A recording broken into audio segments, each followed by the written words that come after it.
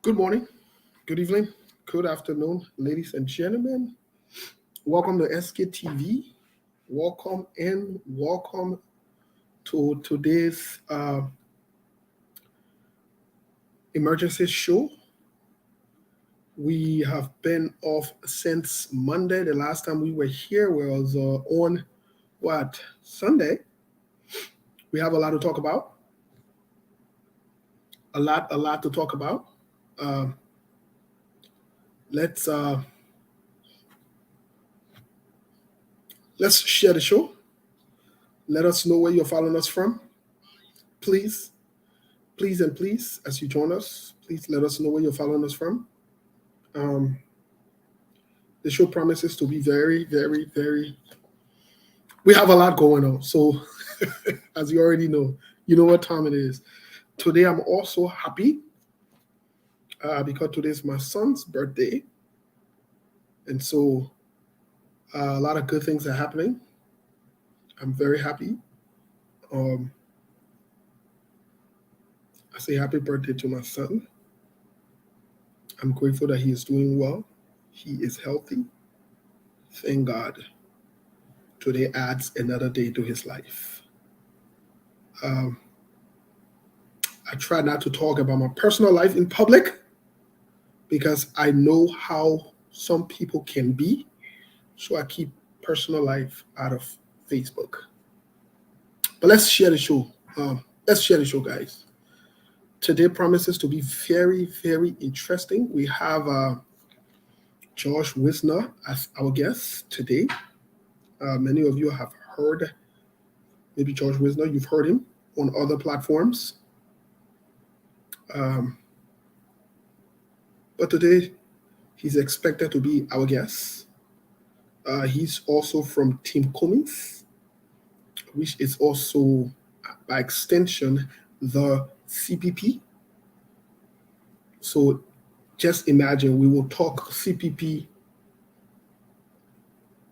matters today. Let's share the show, please, guys, as you're joining us. Like I said, today's my son's birthday. Um, I feel very blessed. Um, I'm not going to call his name or call his age, just so you know. I tend not to bring my personal life in public. I don't do that. If people choose to do that, that's fine. But you're not going to find anything of search on Facebook of me. No, I don't play like that because I know that we are dealing with very, very, very, very, very unreasonable and immature people who do not understand lines. And so, happy birthday to my son. I'm grateful. I'm very happy. I'm grateful for life, folks. Let's share the show as you join us. Today, we'll talk a lot of things about the CPP. Many of you have been reaching out. Why is it we've been silent? We have not spoken. We've been quiet. But I want you to rest assured that we have gathered some big, big, big information. Like Donald Trump would say, bigly. Um, from the last time we checked, the CPP is alive from what we were told and well, and they're on course. But we're here from Mr. Wisner, who will further elaborate on some of the things that we have heard because we've reached out to them. Listen, talking is important, but sometimes what you talk or what you say is critically important. But like I said, we'll do this today. Let's share the show, guys. Please help us to share the show. Be nice. Please be nice. Um, Today, not even our deals will count, but we'll say these are to count. You'll come on now. Huge. Donald Trump was a tremendous sacrifice. Bigly. We were told by the CPP that they're going to win bigly. Well, we're following and we keep you informed, abreast, and also have the necessary communications to you as we generate the facts. Uh, Today we'll talk other news.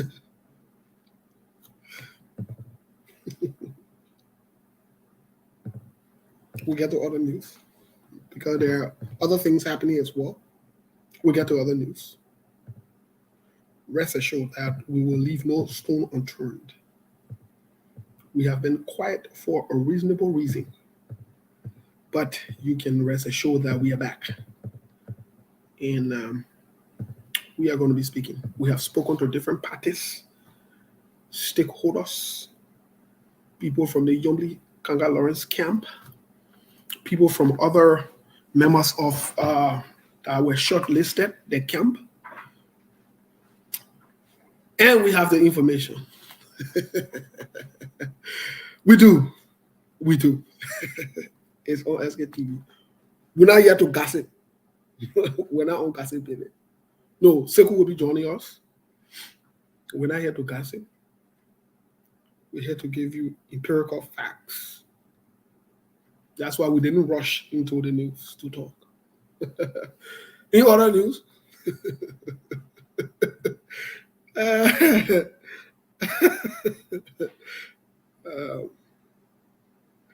don't forget to join us tomorrow and Saturday as well. Jeremiah Cohn has been speaking. I am not sure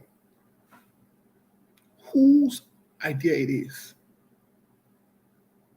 for Jeremiah Cohn to be talking, but we'll analyze Jeremiah Cohn's appearances in different places at different times, and we'll draw the contracts. Because from what we've collected and analyzed so far, Jeremiah Cohn put the info in your mouth. He is. But we'll talk about it. We will.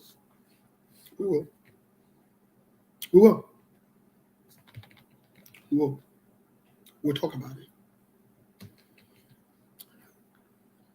He's biting on some things that he can't chew. We'll talk about it, folks. Let's share the show, please. Help us to share the show. What else? What else are we working with here? What else are we doing, folks?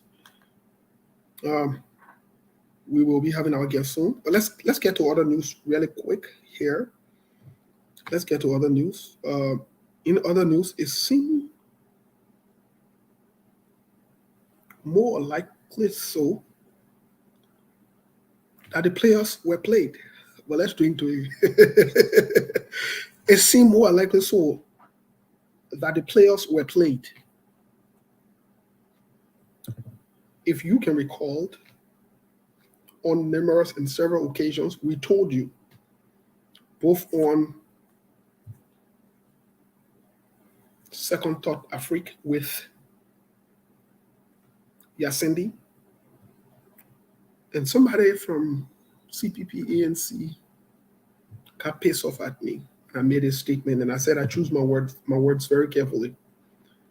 And when I say them, I mean them because I stand by them. I don't just throw out words used loosely. I'm not a loose talker. I said Stanton Witherspoon is dangerous. I said that. I said he is very, very, very dangerous. Very dangerous. He is deeper than what you see. You didn't get the code. Another thing I told you was Stanton Witherspoon was never, ever in the interest of the CPP, ANC, or anything. Didn't believe it. It's okay. Some people cost me. They will cost today again. It's okay.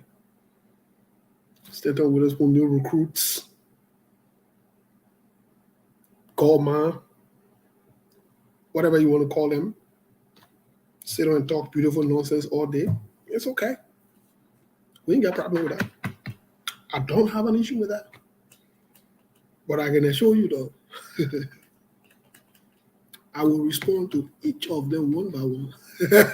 I will. I want you to know that I will.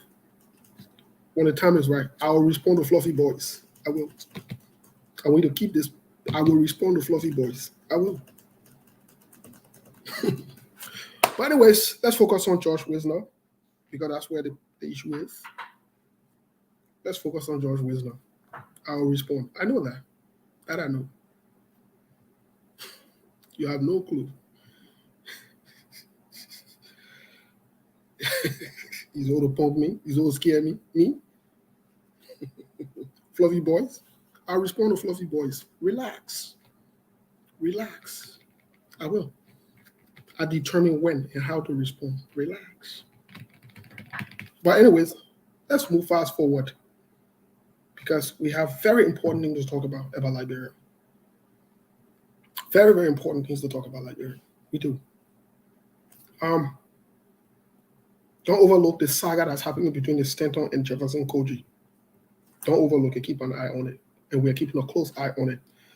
Even though we haven't spoken about it, but we're keeping a very close eye on it. Very, very close eye on it. We're keeping a close eye on it. We're watching the moves. We'll speak about it in subsequent time. Very soon, we'll talk about it. We'll talk about it as well.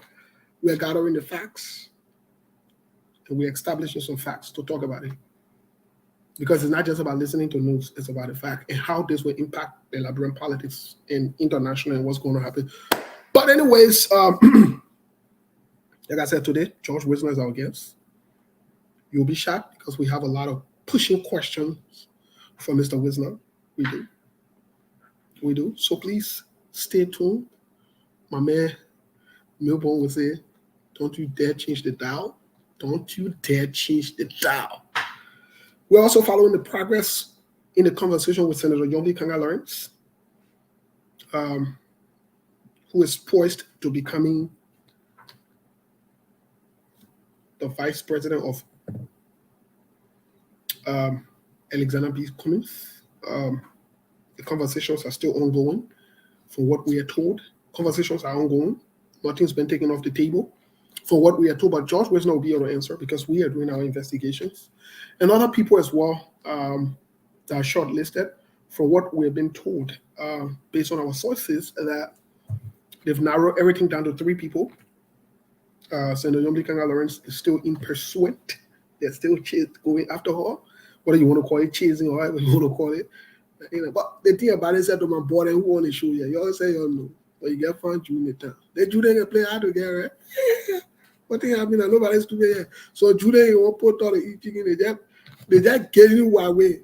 You think not real, you on your own, then they give you away again. Before you make a I see Jude not gonna be giving you away and be nothing. They can be good Jude. Because cheap things are not good and good things are not cheap. But anyways, we're here from George Wisner, who will update us because he might have the most current information. But again, we are keeping a very close eye on everything. We've also kept a close eye on the president. Last Sunday, we said we didn't know where the president was. We are keeping a close eye. Yeah, my man Prince is speaking for experience now.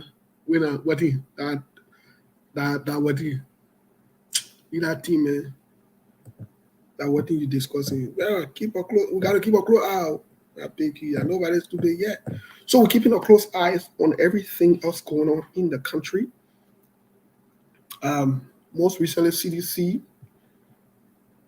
Some people from the CDC were booed. Yeah. We don't know what's going on, but hey, that's a sign that things are going on somewhere, somehow. But let's share the show, guys. Today, we'll be playing Senator Yombi Kanga music again. Mother's Day, so that Women Month. Gentlemen don't get very with us, but a Mother's Day. A Mother's Month. And interestingly, too, with the Adam gender, next month should be Father's Month, right? The Eve gender again will take over that whole month again and say, it might be about that again. What thing we will do for that is that we're getting to them now. We will not get, the Adam gender, then I get problem with Eve gender. We'll give them that month. We'll give them that month. We'll give them that month. We will. But folks, we're closely following the situation and the story is unfolding. We're also closely following international politics. It seems as though the Ukrainians are putting on some very serious fight in Bakhmut, which has been one of the cities that they've been fighting for most recently. And it seems as though the contracting group in Bakhmut I read a transcript from their leader who is asserting that his quote unquote his men have been starved.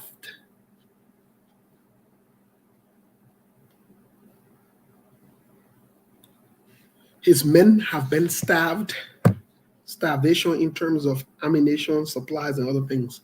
But long story short, the Ukrainians are putting us some very brave, serious, and strong fight. That is it. They're standing up for what is right against all odds. Nobody thought they would be standing up and fighting at this time, but that's what it's about. You fight for what you want. You want change in Liberia, it will not come easy, especially if you're fighting against the status quo. You must fight for what you want. You must pursue all avenues. Leave nothing hanging. So they are fighting. I encourage Liberians, fight for what you want. It will not come in the mouth. It will not come in you making excuses. Fight for what you want. If you believe in somebody and something, especially the right thing, then fight for it. I'm not saying go believe in somebody that you know can do the work because it will benefit you personally. So you push the agenda. That's not what I'm talking about. No, that's not what I'm talking about. That is not what I'm talking about. If it has anything to do with your personal benefit, then you're not fighting for Liberia. You're fighting for yourself. So that means you will be more inclined to go into where things will benefit you, as opposed to seeking the better or bigger good of Liberia and Liberians and making history. Because the thing I don't understand, sometimes I say it, but people get mad at me, but before you met some of the politicians or before you start depending on them to win election for your life to become better or for you to go and steal too, what were you doing before? And you were living before you met them? So why make it look like they must be the people now to show them all your responsibilities and you can, it's like meeting your friend who they get bent doing your hair, your nose and everything. Soon you'll start talking and then a problem you take. You might be doing the nails, you might be doing the hair. Okay, what's going on? Before I met you, how you were living? So all of these little things, let's put it into perspective as we are having these national conversations. It cannot be about you because you were living before those politicians came on.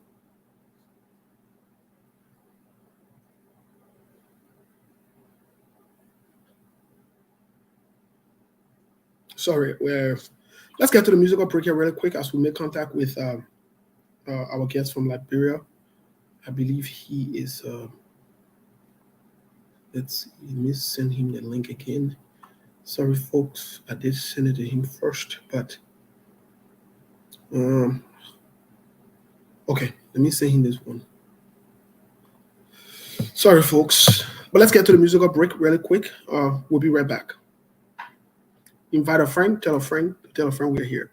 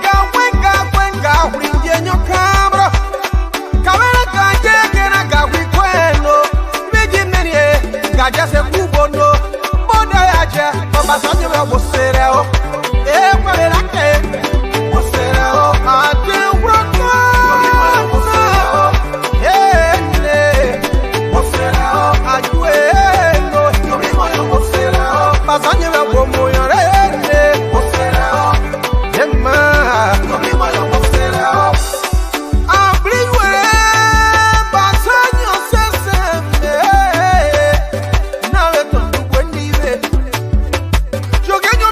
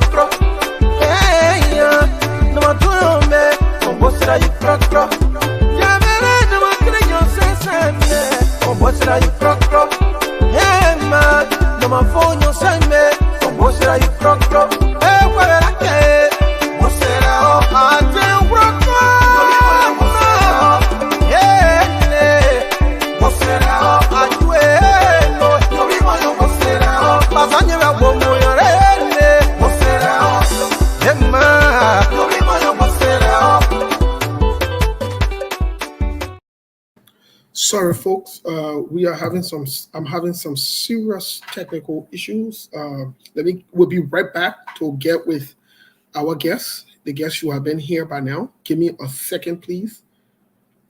Give me a second here. I'm trying to also get hold of this guest here. Give me a second. Please, it is from my end. It is not from no one. It's from my end. But give me a second. We'll be right back here. I see many of you dancing. Please give me 1 second. Let's see here. Labyrinth people. All right. Since we're talking about the presidency, let's get to this really quick. We'll be right back as we arrange it with the guests. Give me a second.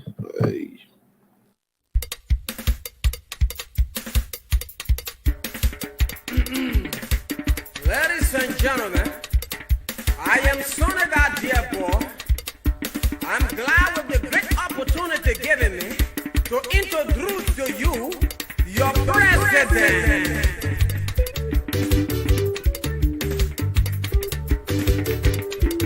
Want to become president. Mosquito want to become president. Poppy Dossel want to become president. Crazy man you see want to become president. Mr. Krede want to become president. Mr. Lala man want to become president. President you will see you. Mr. Roro want to become president. Diego. Now how the president business will be. Suffering for some more. Mr. Lala want to become president. President you see want to become president. Mr. Become president. It can't be one angry. Let me tell you something. When they want to become president with Lala, they will come and say, as the president of the Republic of Liberia, I thank you people for introducing me as the president. The power invested in me as the president of the Republic of Liberia. I want to make sure I will bring the rest press down. Yeah. I'm going to pull all the fear press down. I'm going to bring the gasoline press down.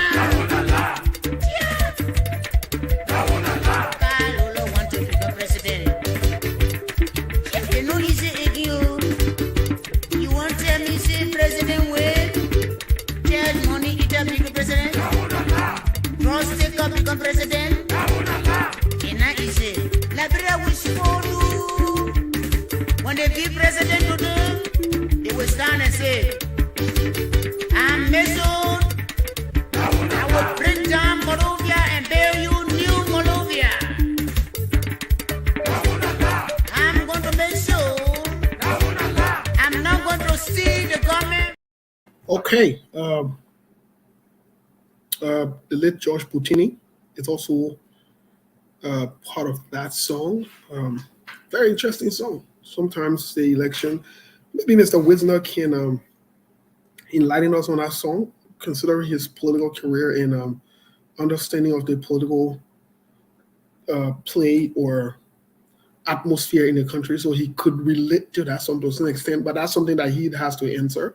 But really quick before we get to the show, before we get here to bring our guest, Mr. Wisner, on because he's in the back there, we'd like to reference the Liberian people as the most important people on earth. But most importantly, we want to reference the Liberian women as the most beautiful women on earth. Well, let me see if George Wisner can also debate that. So that you can be in a situation you can handle. But anyways, folks, let's welcome Mr. Wisner to the show. Mr. Wisner, how are you? Welcome to SKTV. I'm good. Thank you, and I'm glad to be on your show. It's my first time. Yes, it's your first time being here. Welcome to SKTV. How are you? How's the country? How's everything going on so far? Man, things spinning. I would say at probably 100 miles per hour. A Okay. lot of stuff. A lot of stuff going on these days. We're gearing up for the October elections. So a lot of pre-election activities are happening, but also a lot of frustration in the faces of people on the street because of the mismanagement of the economy, because of the bad governance and the incompetence of the real administration. So you have a combination of a lot of stuff going on. Okay. A combination of a lot of stuff going on. Those are the words of Mr. Wisner. Sekou will be joining us here in a moment. But just really quick before we get into you introducing yourself to who you are, so that other Liberians who follow SKTV, whether in the diaspora or back home, can get to know who you are. On SKTV, we always say the Liberian women are the most beautiful women on earth. I don't know what you say about that. What you think about that? What is your take? But to say Liberian women are the most beautiful is an understatement. They are the See, sweetest on earth, Eh, sweet in every way, inside, outside, and very, very beautiful. you see, you I try to can be both. imagine. I can imagine any nation on earth having prettier women than we have. And guess what? Our ladies are not just beautiful, but they take care of men nicely. Honestly, yeah, and we My take care of people, them too. my people, they wait. They men, they men who working with women, they get tough for women now. They get, I see why they're chasing young leader. That wow, okay. Anyway, let's get to the other part of this conversation. We play a But song remember, here. but wait, on the real part, and I think you're talking about the men when you were coming out like through ANC, wasting my man, got a Judah, plenty, fun, and nobody busy. My man, you get some my boy watching the minute decide to contest the election. Don't put it, don't minute to be running now to La Bro. I tell you, eh? But anyways, Josh, let me ask you this question. There was a song that was played, and I like to play that song because not only that it has different pictures of all of the key actors that we have now, but I heard that song sometimes early 2000s, maybe 2003, 2004, 2005 when the elections was gearing up. What do you say to that song? Everybody won't become president. Is that still prevalent? Is that something that we're seeing in our society today? Unfortunately, yes. Hmm. The part of the matter here in Liberia, people sometimes, I think, because of the socioeconomic condition, people get up in the morning, have nice dreams, and they think that they can ascend to the highest office. Why there is a positive to it to think big, but there is also negative when you are not prepared to do so. And so in that in instant, you have a lot of half-baked people in places that not supposed to be. But you're right. Almost everybody want to be, be elected into office, and sometimes they don't even know the definition of the office they go into. And that is even more prevalent, not just for the presidency, but it's even more prevalent in the House. Like in Liberia, I can tell you this election we're going to have in October, you're going to have close to 2,000 uh, contestants in the various seats for the just for the House of Representatives. Okay. All right. Thank you for the information. But let's before we get started into the questionings here about everything else. Who is George Wisner? Because we've heard his name, George Wisner. George Wisner. Who is George Wisner? George Wisner is a Liberian. George Wisner is a member of Team Cummins. Specifically, advised Mr. Cummins on political affairs, as well as help organize the mobilization committee on behalf of Team Cummins. Prior to that, I am the founder and chief executive officer of Equilibrium Point Investment. That's my private firm that I operate. It's both a business and a consultancy firm. I'm also country director of the Liberian Renaissance Office Incorporated. Now, this is in the US, you guys will call it a Political Action Committee, PAC. We are organized to provide support to the opposition, but more specifically to the CPP. We provide them diplomatic, political, and technical support. So I manage the Liberian office on Dupont Road. Okay. And also currently I am adjunct lecturer at the AME Graduate School on Camp Johnson Road. I lecture in the Department of International Development. Specifically, I lecture on international development planning, and also lecture on international finance and development at the university. Prior to this time in my previous life, I was in government. I served 2 times in the successive administrations of Madam Ellen Johnson Sirleaf. Beginning in 2008, I served for 4 years as Liberia Chief Diplomatic Agent in the regions of Africa, Asia, and the Middle East. That is, I was Assistant Foreign Minister for African and Asian Affairs. And then I took a break from government to go abroad. I got back and was asked by Madam Sirleaf to serve rather at the National Investment Commission as executive director. I did that for 4 years between 2014 and 2018 January when the government took office. What else about me? Before then, when I was a little boy, back in the day, I was a student activist at the University of Liberia, one of the foremost activists there, and I headed the student integration movement. Most people remember me for our campaign against Mr. Taylor. But after college, I also got elected by the people of Liberia to serve as head of the Federation of Liberian Youth. So that's my advocacy here. I briefly worked for UNDP as a consultant and some other development agencies in Liberia. What else you want to know? Academic background? Oh, it's all No, right not, now. not necessarily. You've summed up who you are to some extent, but Yeah. a very impressive, I would say, resume or career so far. But let's welcome Sekou to the show. Sekou, how are you? Welcome to the show. Oh, I mean, thank you. people welcome me out, be my yeah, I was born, everything, and the school I went to. You don't call it resume. Thank you, Steve. Thank you. And I want to say thank you to Mr. George Wisner for his debut on SKTV. I want to welcome you. Hopefully, Thank you.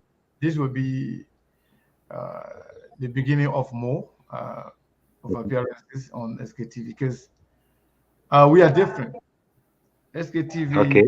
regardless of how you look at us, we want to do everything we can to remain objective and regardless of our opinion of somebody. Like say, for example, we have some serious problem with the manner in which the president of Liberia is proceeding in his party.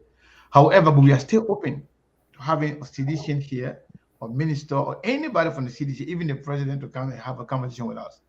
So regardless of our We're opinion, not going to have reaction. Just be alone with them. yeah. We are not going to come. Just be alone with them.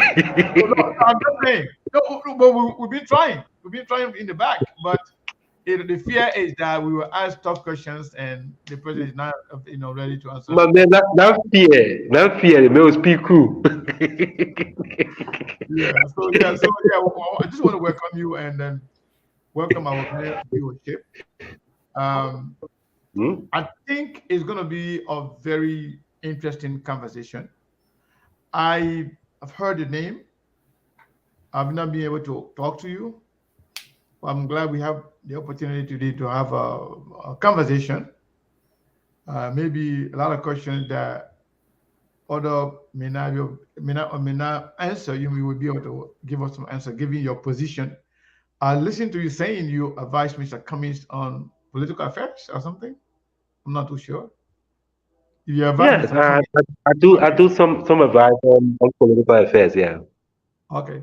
So yeah, so it's good to be here. We really appreciate you coming, and hopefully we will have a very fruitful conversation that will benefit the Liberian people.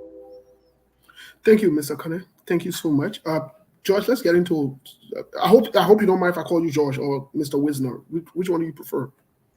My man, that's it, George. I'm a regular guy, but leave alone, George. You all Okay, know my wonderful. native name. I can say Judy. When you say George, say Okay, Judy. okay, no problem, no problem, George. Thank you so much. But let's get into Uh, some about who you are. Um, you've told the Liberian people who you are and the world at large to some extent through summary, but it also I'd like to know this part about you. Are you still connected and affiliated with the Unity Party? That if you had not asked that question, I'm going to say how you're going to start the show. Yeah, I have not severed ties with Unity Party as a party. I don't have problem with the party.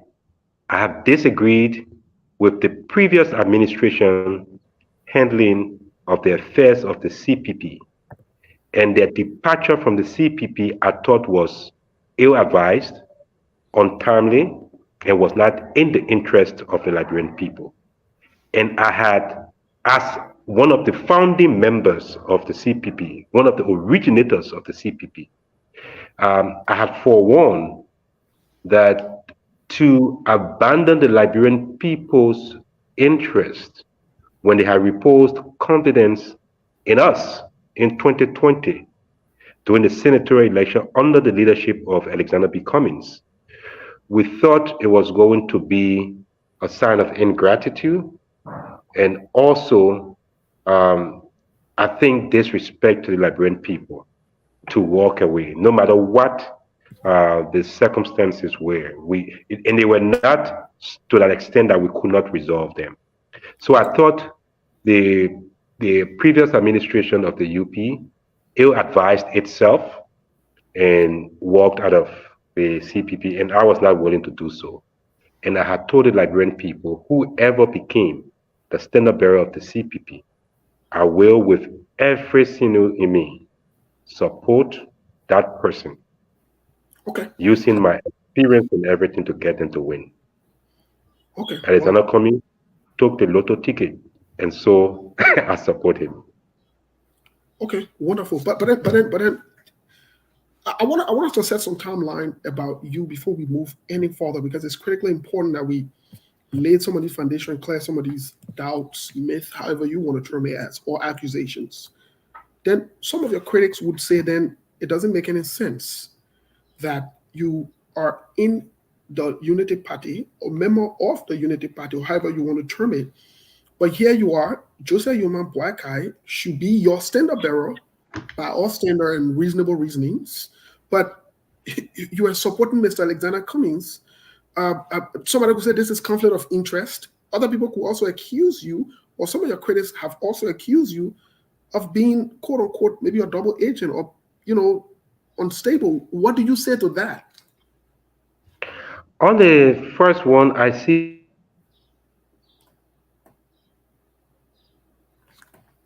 it as a Labra and the internet problem. Yeah, but they say the country moving forward and we're supposed to swallow it. But Mr. Wisner will be back, folks. The conversation has just started. As you guys already know, Mr. Wisner will be asked the tough questions. And we'll lay the basis before we get into the CPP. But we want to know who Mr. Wisner is. We want to have Mr. Wisner on the record. And we want to ensure that communications are very clear. Mr. Kane, what do you anticipate? What do you think Yeah, so far? yeah. First of all, one of the viewers here come back to saying that our voices are not coming out good. Hopefully, everybody can hear us clearly. And I want you to tell us if you can hear us. Let us know. If we need to make any adjustment, we can do that. But if you can hear us, please let us know. So Sure. that way we can continue with the conversation. I think I'm back. Yes, Mr. Wisner, go for it, please. Okay, sorry. So, just for the sake of the audience to connect, do you want to you want to ask the question again? Yes, I was saying some of your critics, you did alluded to the fact that you are still in the Unity Party. Some of your critics would be apprehensive, or some people would be skeptical about who you really are, considering you should be supporting Joseph Yuma Bwaga at this point, given you are a member of the Unity Party, so to say, and then you are supporting Mr. Alexander Cummings. Some people might say, hey, some of your critics are saying that you could be a spy or double agent, or however else you want to term it, and you can't be trusted because by right or by all standards, maybe you should be with the Unity Party by now, or working for Joseph Yuma Bwaga. Well, I wouldn't fault anyone from trying to form opinions. What I will really question would be the conclusion of such opinion. It will either be based on limited knowledge of who Mr. Wisner is, or something else. Firstly, I see no conflict of interest. The UP was a part of the CPP. We established the CPP and invited the parties to the CPP. The CPP didn't, the UP didn't invite me to the CPP.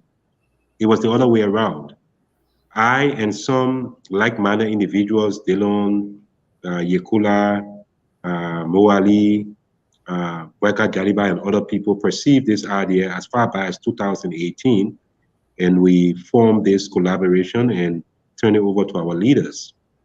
And one of the things that people know about me in this country, in all my years of advocacy, and I tell you, I've had a lot of years of advocacy from the university up to now, I have certain principles.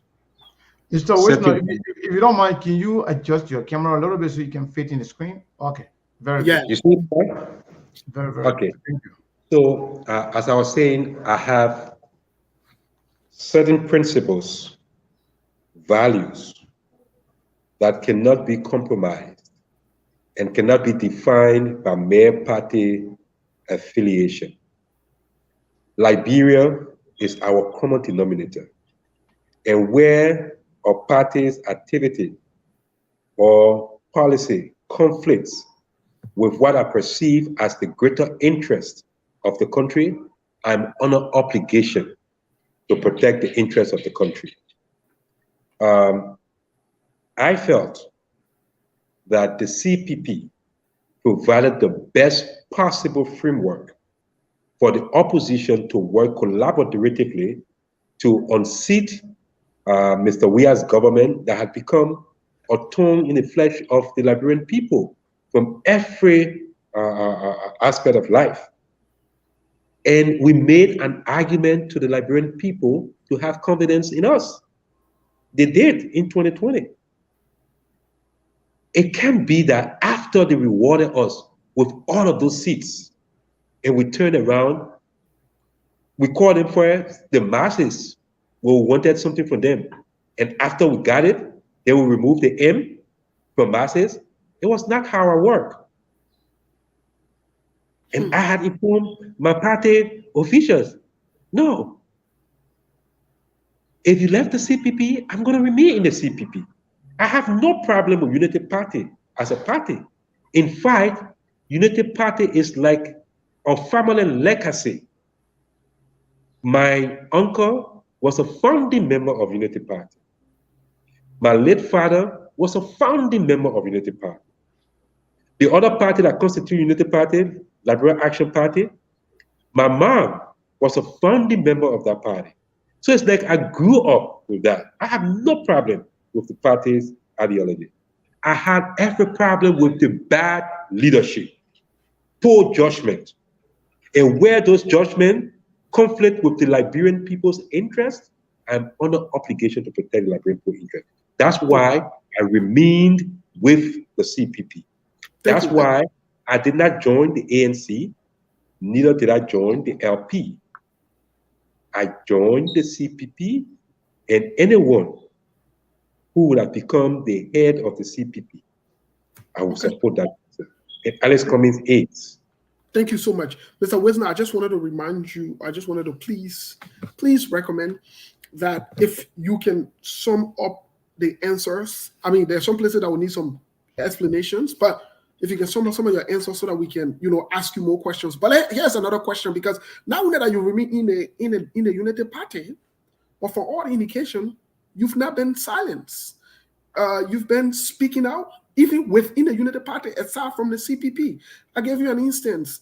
Here, the Analyst newspaper reports on just most recently, August 2nd of 2022. This is your statement when the United Party went to the convention back in July 29th. This is what you said. Let me quote this really quick, and let me pick your brain on this. In fact, we have already initiated a dialogue with Reverend Tape prior to Banga, aimed at understanding his plans for our party.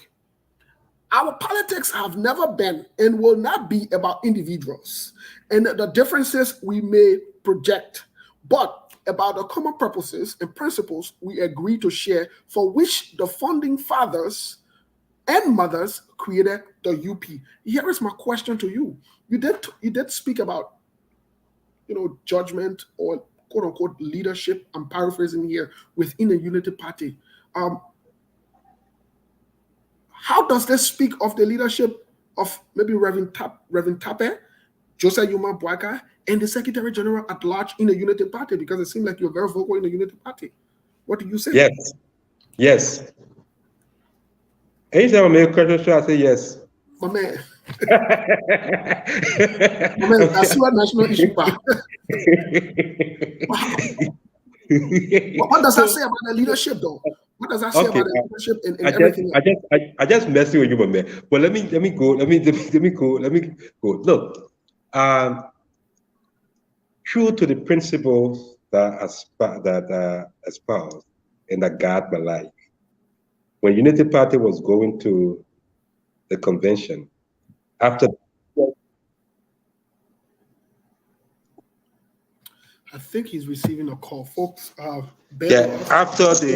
When Unity Party went to the convention, after the previous administration had taken this, I consider, bad decision, I went to see Luther Tape, who was aspiring for the chairmanship of the party, because I wanted to be clear what his plans were concerning the CPP, whether he was going to make a decision to return to the CPP, abide by the rules and regulations that we all agreed to and signed, including submission to a primary within the CPP.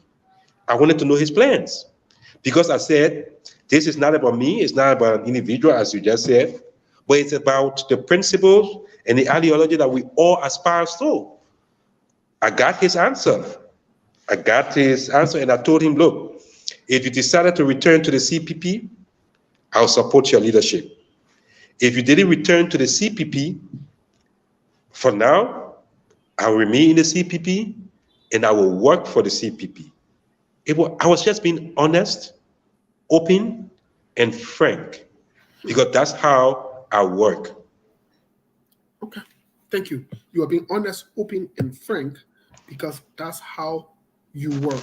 Now let's pivot to Mr. Kane. Maybe he has one or two questions that he might want to ask before we get into other aspects here. Mr. Kane, it's up to you, please.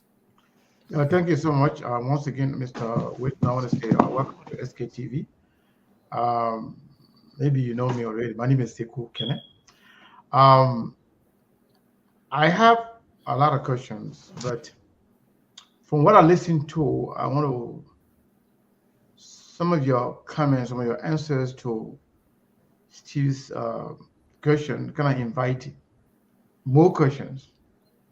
With regards to your response about the UP, you say you have no problem with UP ideologies, but you have problem with bad leadership.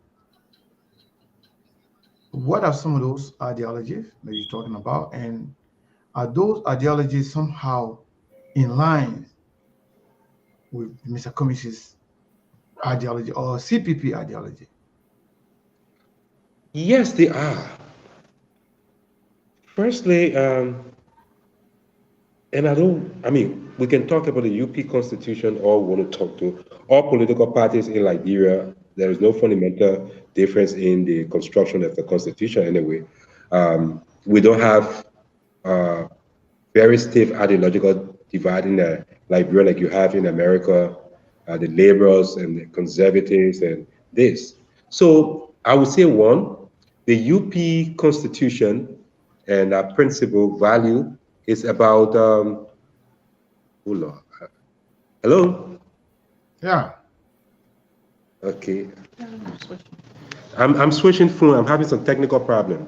Yeah. Just So give me what I want to also encourage you to do would be you select do not disturb option on your phone.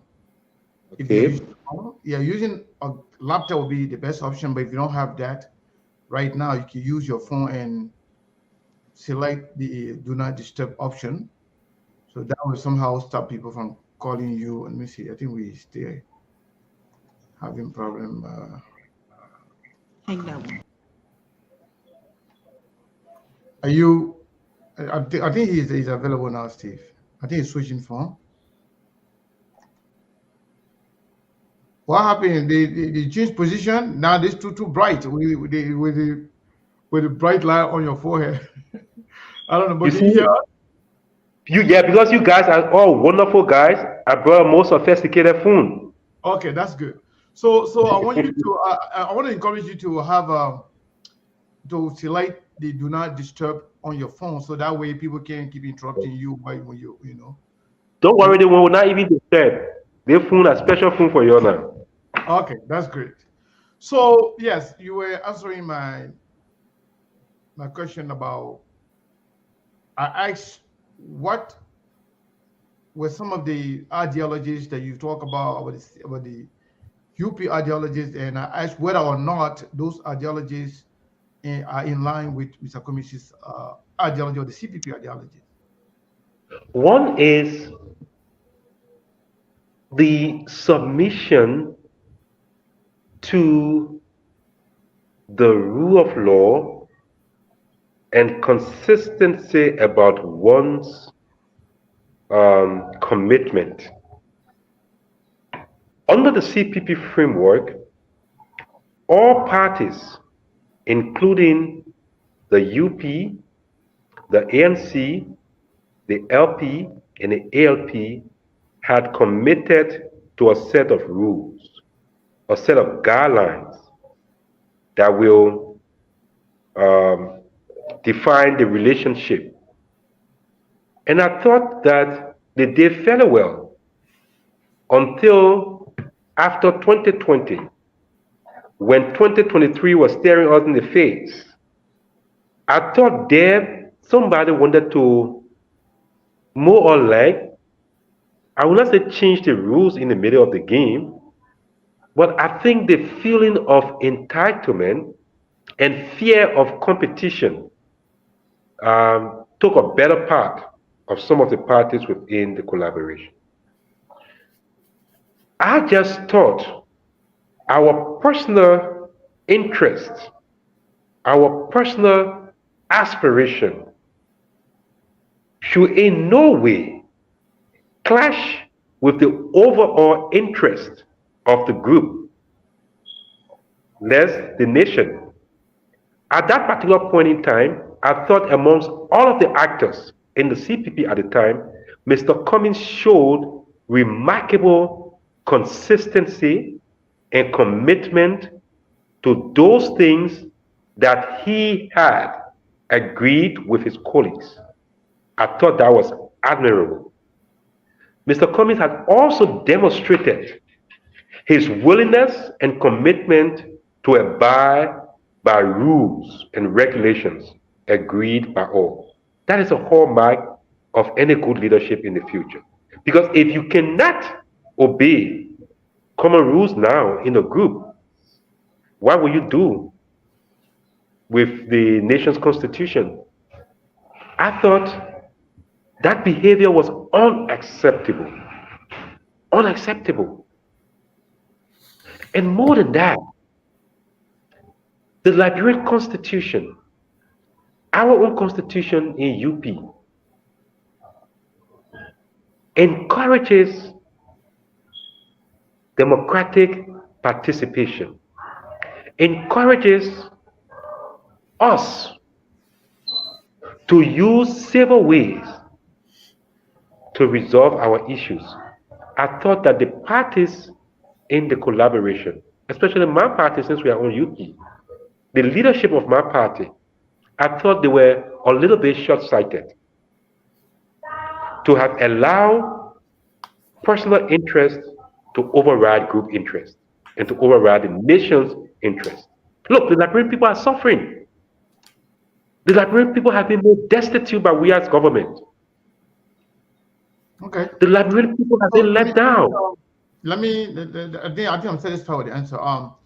So we got a lot of question about Mr. Cummings and the VP thing and all the thing going on right now.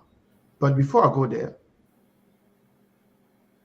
you now working for Mr. Cummings, with Mr. Cummings, CPP being a collaborating political party. CPP is not a party by itself, so nobody is a member of the CPP with any kind of ID or identification.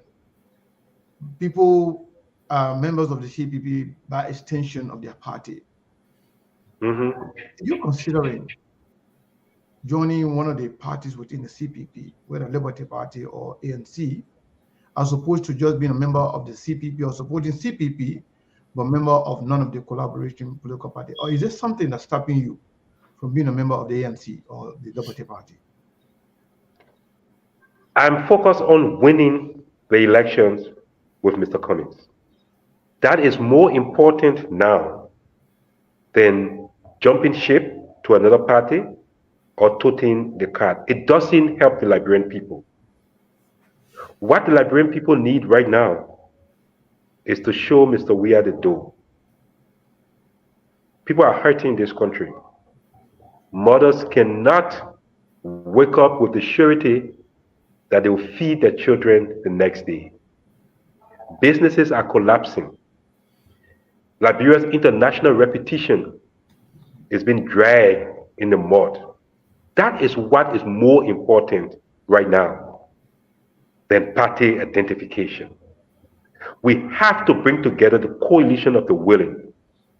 People who believe that Liberia needs fixing, that our economy needs to be transformed and reformed, that our democracy needs to be consolidated. That is what concerns me right now. Okay. That is what motivates me every day. Fair enough. My last question, then I will go back to Steve.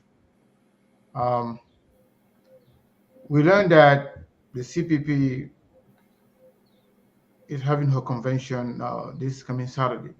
Is that correct? Yes, beginning this weekend. Okay.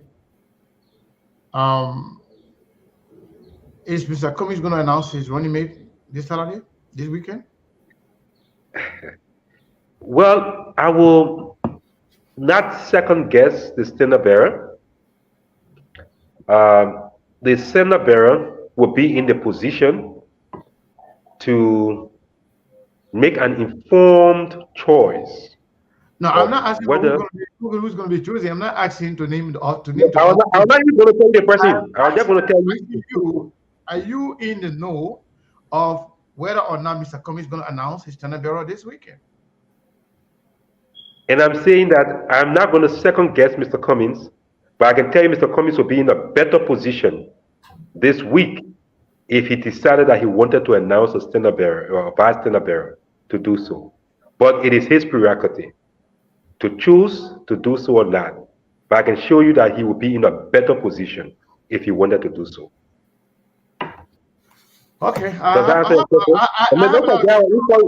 Don't forget our foreign ministry are diplomats, so you gotta be careful too. That's okay. That's okay. I still have more I got questions. nothing you guys. I'll go to Steve, then we will take. I will come back with more questions. So, Mr. Wisner, just before I pivot here to the CPP, because I know Sekou pivoted to the CPP session of this conversation, just before I pivot to that, you seem to not only be having your discontent with decisions made in your party, which is the Unity Party, but it seems like you've also been in some legal quagmires, which have brought some questionings to your credibility to some extent. For example, you were first indicted. The case was adjudicated, just to sum this up. And then you were re-indicted again. So what do you say to that? What's going on? Because some of your critics are saying you are not credible. Soon as the announcement was put out yesterday, I got some messages from different people, Liberia in the diaspora, saying, "Why are you bringing that man on the show for? That man not credible. Why are you bringing that man? That man was indicted. That man did." What do you say? The first thing I would say, if I were not credible, I wouldn't have the loud mouth that I have to go after the government. And when you ask me question too, please smile because Sekou can smile. So, but let me say to you, look, I am. How to put it this way? The government of the Republic of Liberia decided to go after opposition politicians right after they took office. The government blamed some of us and they thought that, example me, that I was behind the June 7 protest and other protests in the country. The government has accused me of having a lobbying firm in Washington trying to be sanctioned. And the government has tried to indict me. Unfortunately for them, they have found no record in government, whether it was audit report, GAC, or what, to indict me. They have had 4 audits of where I work. Nothing, zero. Zero. The indictment that you're talking about, read it, the first one. It was not about anything that I did in government. What they said 2 individuals were having argument, corporate individuals were having argument. One of his partners accused the other one of receiving investment incentive from government and doped the other partners. Yes. The government said, okay, we're waiting. You read it, right? Oh, yes. We're looking for Wisner already. Since they say they may receive investment incentive, that means I Wisner. You put him there. But what they didn't realize is that the National Investment Commission, for which I work, does not give investment incentive. It is called investment incentive. Yes. But that is a fiscal policy decision. And our fiscal policy is managed by the Ministry of Finance and Development Planning. That's how the first case did not even see the light of day. When they went to court, you just read it. The judge did not even hear that case. The judge threw it out. Yes. That this man is not even remotely linked to it. Then, after Mr. McGill and other people got indicted by the US, the government again went to revisit that case. They accused me, the organization I told you about, Liberian Renaissance Office Incorporated. I've done charge for it. It is a matter of public record, and I say it on international radio. Do I have a lobbying firm in Washington? Yes, I do. We hired a lobbying firm in Washington, D.C. to ensure that the CPP and that's why the government is behind me. Mr. Wisner, we'll get to that. But just for the record, I want to make sure I point it out to the public, because your critics, your supporters, and people who are in the government or other places have some reservation about your proximity to Cummings with this entire yo-yo. And in Liberia, bad news can go fast amongst us. Let's be honest, as humans. But let's clarify what happens. Let me read this really quick for the record, because we wanted to ask you this question. You've provided yourself the story. Let's provide the facts, where the facts are. Now, most recently, the government re-indicted or tried to indict or bring back the same case. As recent as February 10th, 2022, you were up again for this re-indictment. So not recent, very recent, last year. That recent, because not 10 years ago we were talking about. But let's read this really quick, because this is important for the public to know. Steve, you will continue, but let me say this, right? Yes. At this point, me personally, I'm not so much interested in Mr. Wisner's record put by CDC government. Exactly. I'm just saying something. I'm more concerned about what he's doing. He and people that were named Team Cummings, what are they doing to make sure that Cummings got elected? Because they will be of no significance if they were just named, just sitting there, no momentum, nothing going on. Or they kind of tell us exactly what they are doing to make sure, for example, people in Lofa County, Mr. Cummings is competitive in Lofa. Mr. Cummings is competitive in Grand Gidia, Georgia Stronghold, in Grand Cru, in Nima County. What are they doing in those? Because you know what? The public, this is election time. The public are more eager to know what they are doing in order to elect Mr. Cummings. The people will care about what CDC are trying to do to bring this man down. I don't think, I will not waste my time if you have the right to do whatever, by just telling you exactly what I'm interested in. And if I have time to ask questions, I will go back to the election thing. And that's where the people interest lies right now. We'll get to may not running for president. In fact, he may not part of the CPP party. He's not running for the CDC. What he is doing, he's on the market, Mr. Cummings. So what are they doing to actually make sure that Mr. Cummings is going to be elected? Because I don't know if I will ask him what's the prospect of Cummings being elected. They find everybody saying Cummings not get momentum. And they're there. They name all of them, plenty of people. What are they doing? Saying okay, can I say something? Can I say something, Steve? Please go ahead. Can I say something? I like what. I just saying that to Steve. Steve can stay continue whatever. But just to put things to rest so that we don't waste our time on it. Steve, the story about the reinstated in February 2022. Yes. You think if any government was sound, February 2022, they reinstated for the record, and they had not over 1 year carried the president to go to keep it. You think that serious thing? You think that sound thing there? That thing looking at the sound? So, Mr. Wisner, thank you for providing context to that. But also, it's important that when you are making a case, people who will be making a case for you, if there is any doubt whether it was clear out or not, we have lots of our people that don't read, that don't follow the story. They just go by they say and propaganda. So it's important that since you are here and you've made us out the story clear, and you will be. Now I finish telling you now. You will be speaking. Now I finish telling you that. And so forth. It's important. Now I finish telling you that. Oh, hold on. I got your point. Now I tell you that the people brought it in the first time. The people brought it in the first time. I get them bloody nose. Nothing was there. Then they go come and they say, I bring it to you second time. They put brought it say February last year. They go to call you to bring it there. Then I see that's something I will waste my time on. So let me get to the point I wanted to make. Let me get to the point I wanted to make, and I will ask you my next question, and hopefully we can get to Sekou, because all of these things, whether you like it or not, they have a tile. They have ties, and our politics here. If we don't clear the myth here on SKTV then it becomes an opportunity for people to keep running. Now, if the myths are clear and people decide to run around with foolishness, it's on them.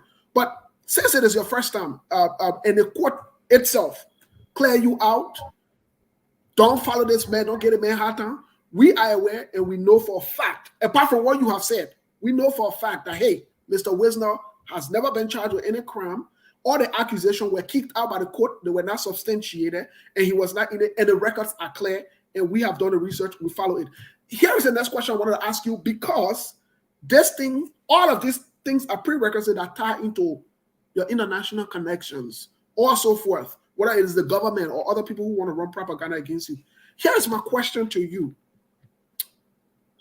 Your needs surfaced when Nathaniel McGill and other people were sanctioned. Your needs surfaced at many different discussions. My question to you, considering you are on the Cummins team now, my question to you is, how does all these international connection and George Wisner, what is true or not, George Wisner that made a broad sanction on the country, how does that benefit and how does that impact the campaign of Mr. Cummins? Firstly, I think it would be naive for anybody to think that one's advocacy is what influences America's foreign policy decision. Unless the person does not know the nuances of international affairs. No. Our purpose in DC, as it is done all over Africa for any serious opposition, is to ensure that the opposition has a voice. Because Washington is the most powerful nation on earth. The government of President Weah has over 6 lobbying firms in DC. We saw earlier on in 2019, myself, Ambassador Grisby, and some other diplomats, that look, it will come a time the CDC, the CPP will need to explain its policies and vision and make an argument as a credible alternative to the kind of government being run by Weah. And the best way to do so, since we are not citizens of America, was to hire a consultancy firm, a lobbying firm, that will help in projecting the voice. The sanction against McGill and others are clear, self-evident. The US government outlined the reasons why they were sanctioned. Most of it had to do with money laundering. It had to do with politicization of the judiciary system. It had to do with extrajudiciary killings. These are not things that Wisner did. It is the government's own record. Thank you. And what? Okay, good. So we didn't sanction anybody. Yeah, the U.S. government sanctioned the people. Okay, so that here's my last question. We'll go to Sekou. Here's my last question. We'll pivot to Sekou. Centaur in Liberia. In one of the reports that came out in 2019, no, not 2019, 2021, the current VP pick of the vice president, the former vice president, Joseph Yuma Boaga, who is your party's stand-up bearer, indicts Jeremiah Kuhn of criminality. My question to you, understanding the diplomatic workings, understanding the Liberian politics, here's my question to you.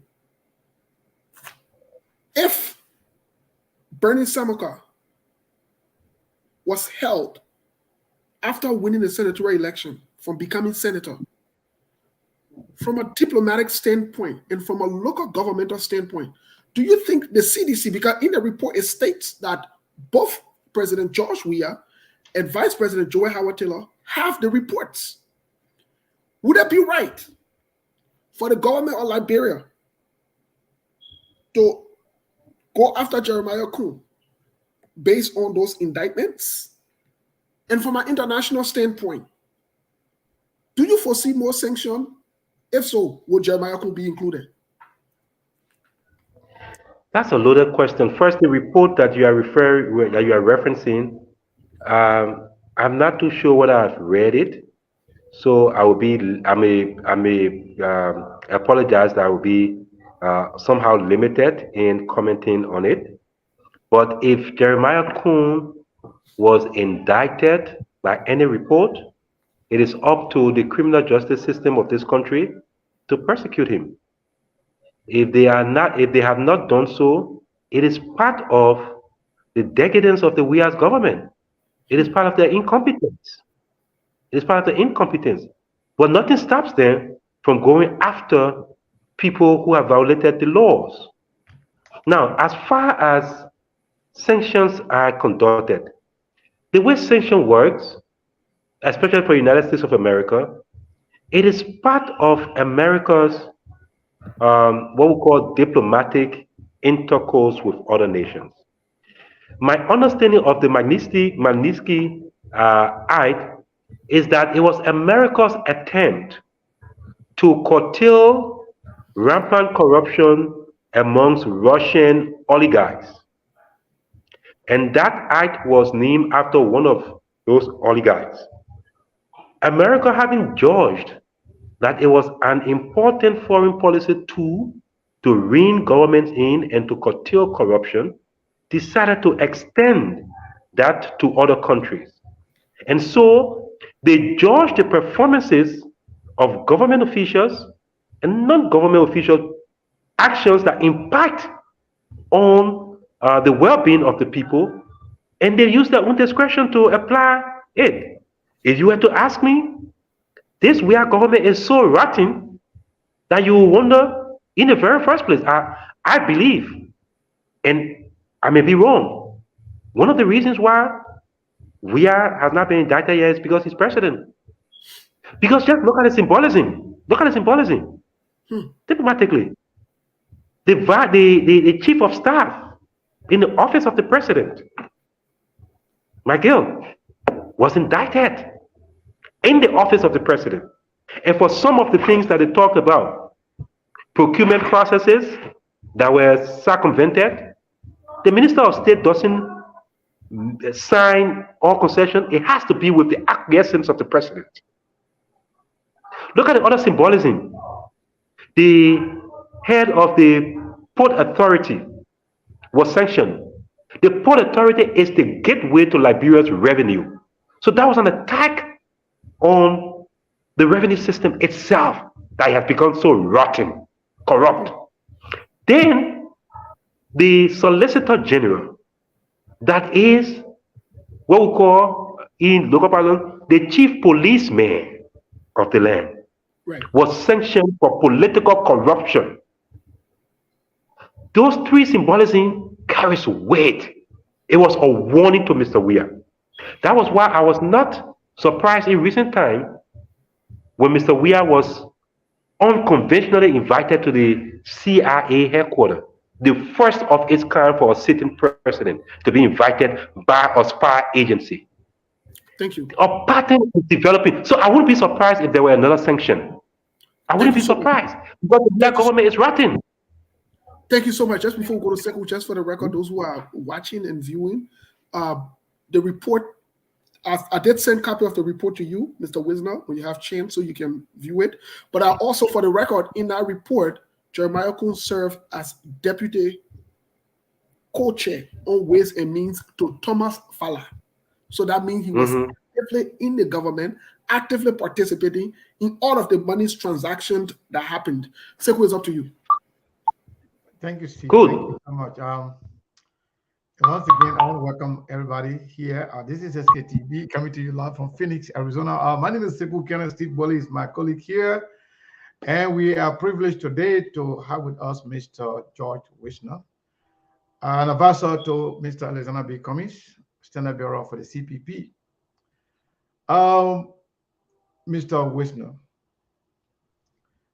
there has been a lot of criticism of commies, team commies, people that were appointed or that were selected months ago, you have been accused of being dysfunctional to some extent, that people are now feeling the momentum for which you guys were gathered together for to sell Mr. Cummings' agenda, to sell the CPP agenda to the Liberian people in every length and breadth of Liberia. What are you doing in Bapolu, in Grand Jide, Sano, Grand Cru, Lofa, everywhere in Liberia? What are you doing as Team Cummings to make sure that Mr. Cummings is elected come October 10? Tim Cummings is doing a lot of things, and I think a lot of things are happening positively for the Okay. campaign. It is sometimes difficult to see from afar because you know what? In a pre-campaign season, things are not as loud. We have not entered campaign. All that we are doing is laying the groundwork, the infrastructure upon which the campaign will take place. Notwithstanding, part of that groundwork includes building organizational structures throughout the length and breadth of the country, ensuring coordination between and amongst key organs that are necessary to ensure that we have a successful campaign and elections. Don't forget, the CPP is a conglomeration of two political parties that had different structures, different systems. You have to merge those systems together into one whole. We have successfully done that. If we're to be fair in this country, and we do surveys, where Mr. Cummings was 2 years ago in relation to the Liberian people, it's not the same place he is. Mr. Cummings have covered a lot of grounds. Are there challenges? Yes, there are challenges. There will be challenges. We are going after a government that is not accountable, a government that is willing to empty the state coffers because they are running scared.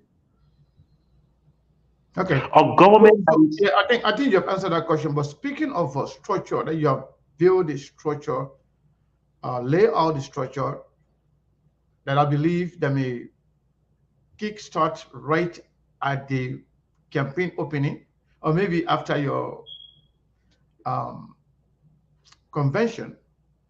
Can you tell us, the Liberian people tonight, that you have a structure in every 15 counties in Liberia, wherein you have county chairs and other officials of 10 commies in every part of Liberia, in all the 15 counties? Can we say that for a fact? yes, I can say yes and no.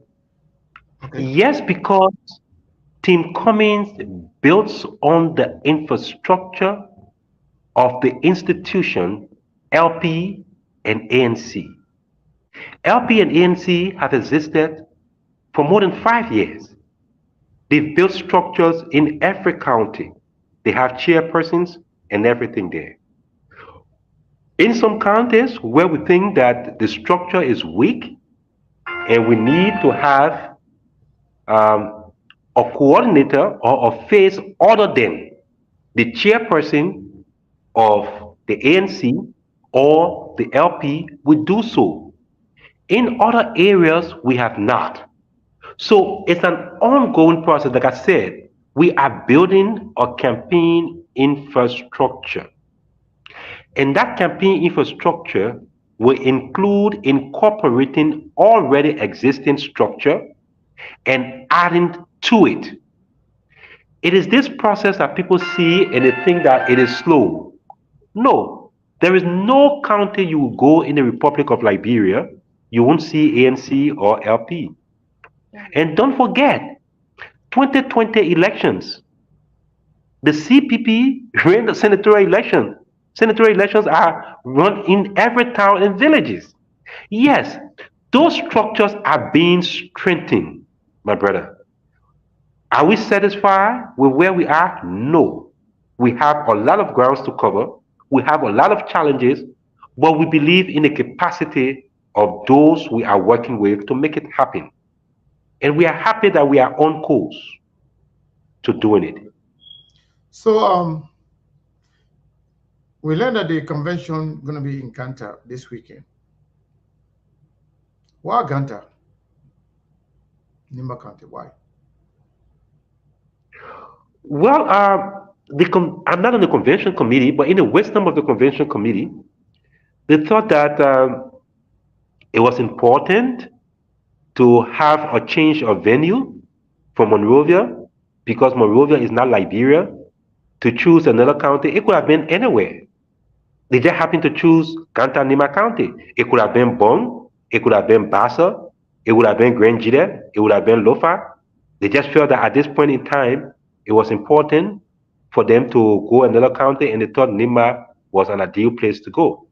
And I think they made a very smart decision because Nimba also has one of the largest pool of voters in the country. Probably it's an opportunity to socialize with those voters. It's an opportunity to have people in other parts of the country also feeling a part of the CPP and feeling the CPP spirit. So I mean, I don't question the wisdom of the convention committee. It's headed by the Secretary General of the ANC, a very smart guy, a counselor of law, and someone who understands Liberian politics. Co-chaired by the Vice Chair for Administration of the Liberty Party, Madam Ruki, Ambassador Ruki Barry. Those people are people who understand Liberian politics, and in their wisdom, they feel that it is important for us to have it in Ganta. And so we work with them. One last question before I go to Steve. Besides the LP and the ANC, should we expect additional parties to be added to the CPP before the election? Yes, yes. I do expect that the CPP will be expanded. But Sekou, let me tell you something. You know, for us in the CPP and Mr. Cummings, the people, our clients are Liberian people. We take our case to the Liberian people.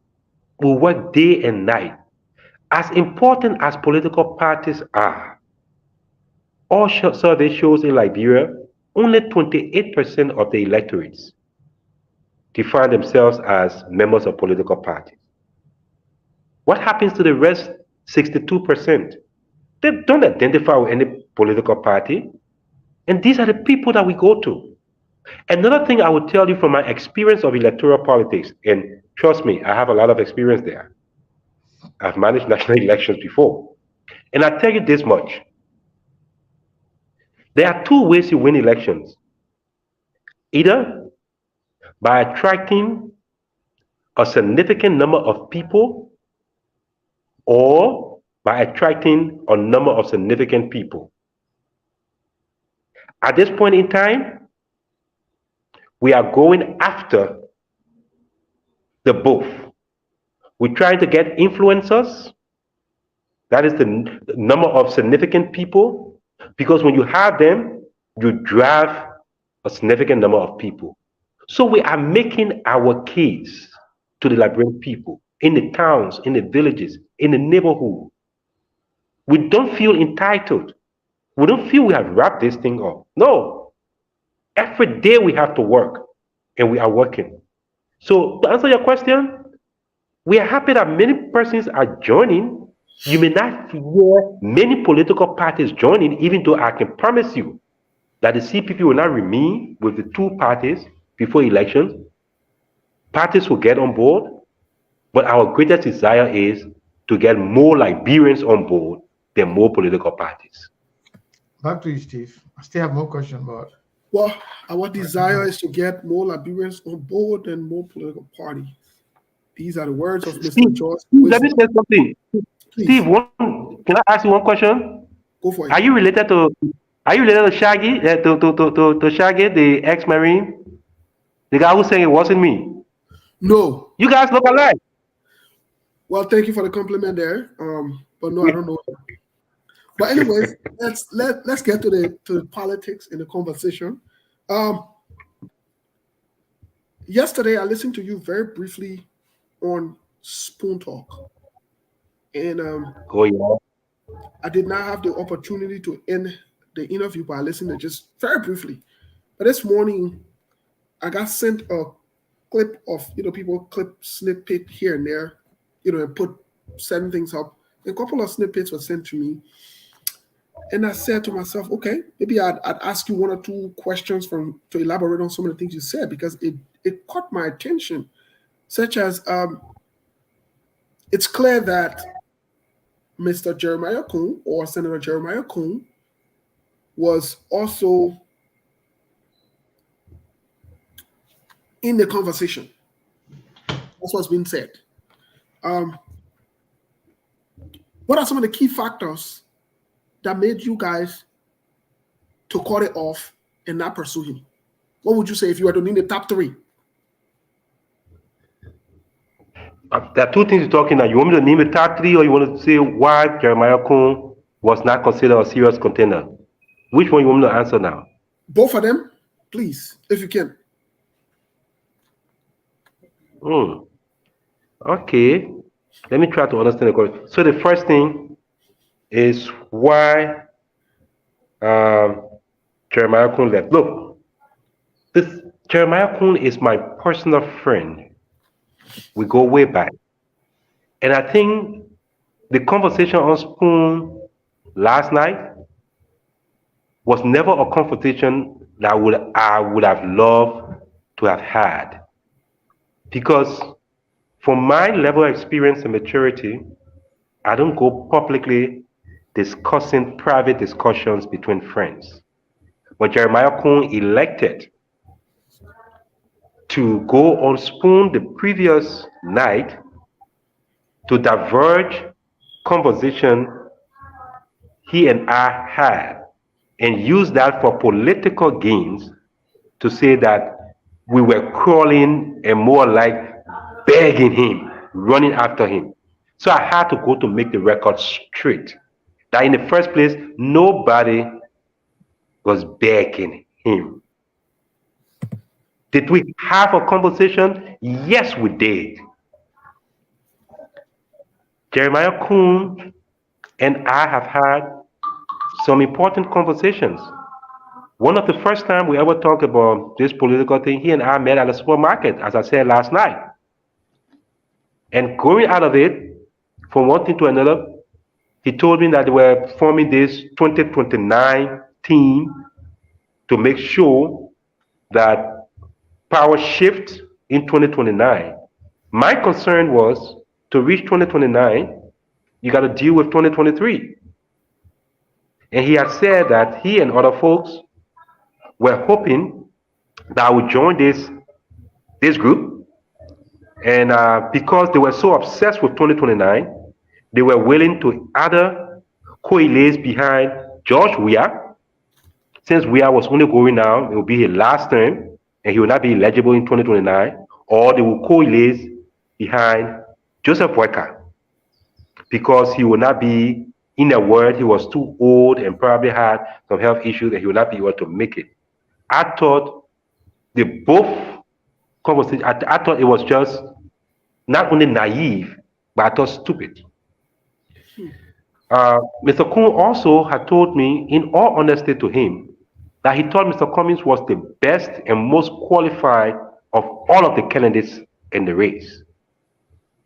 But he thought at that point that in his mind, Mr. Cummings did not have the numbers in his mind.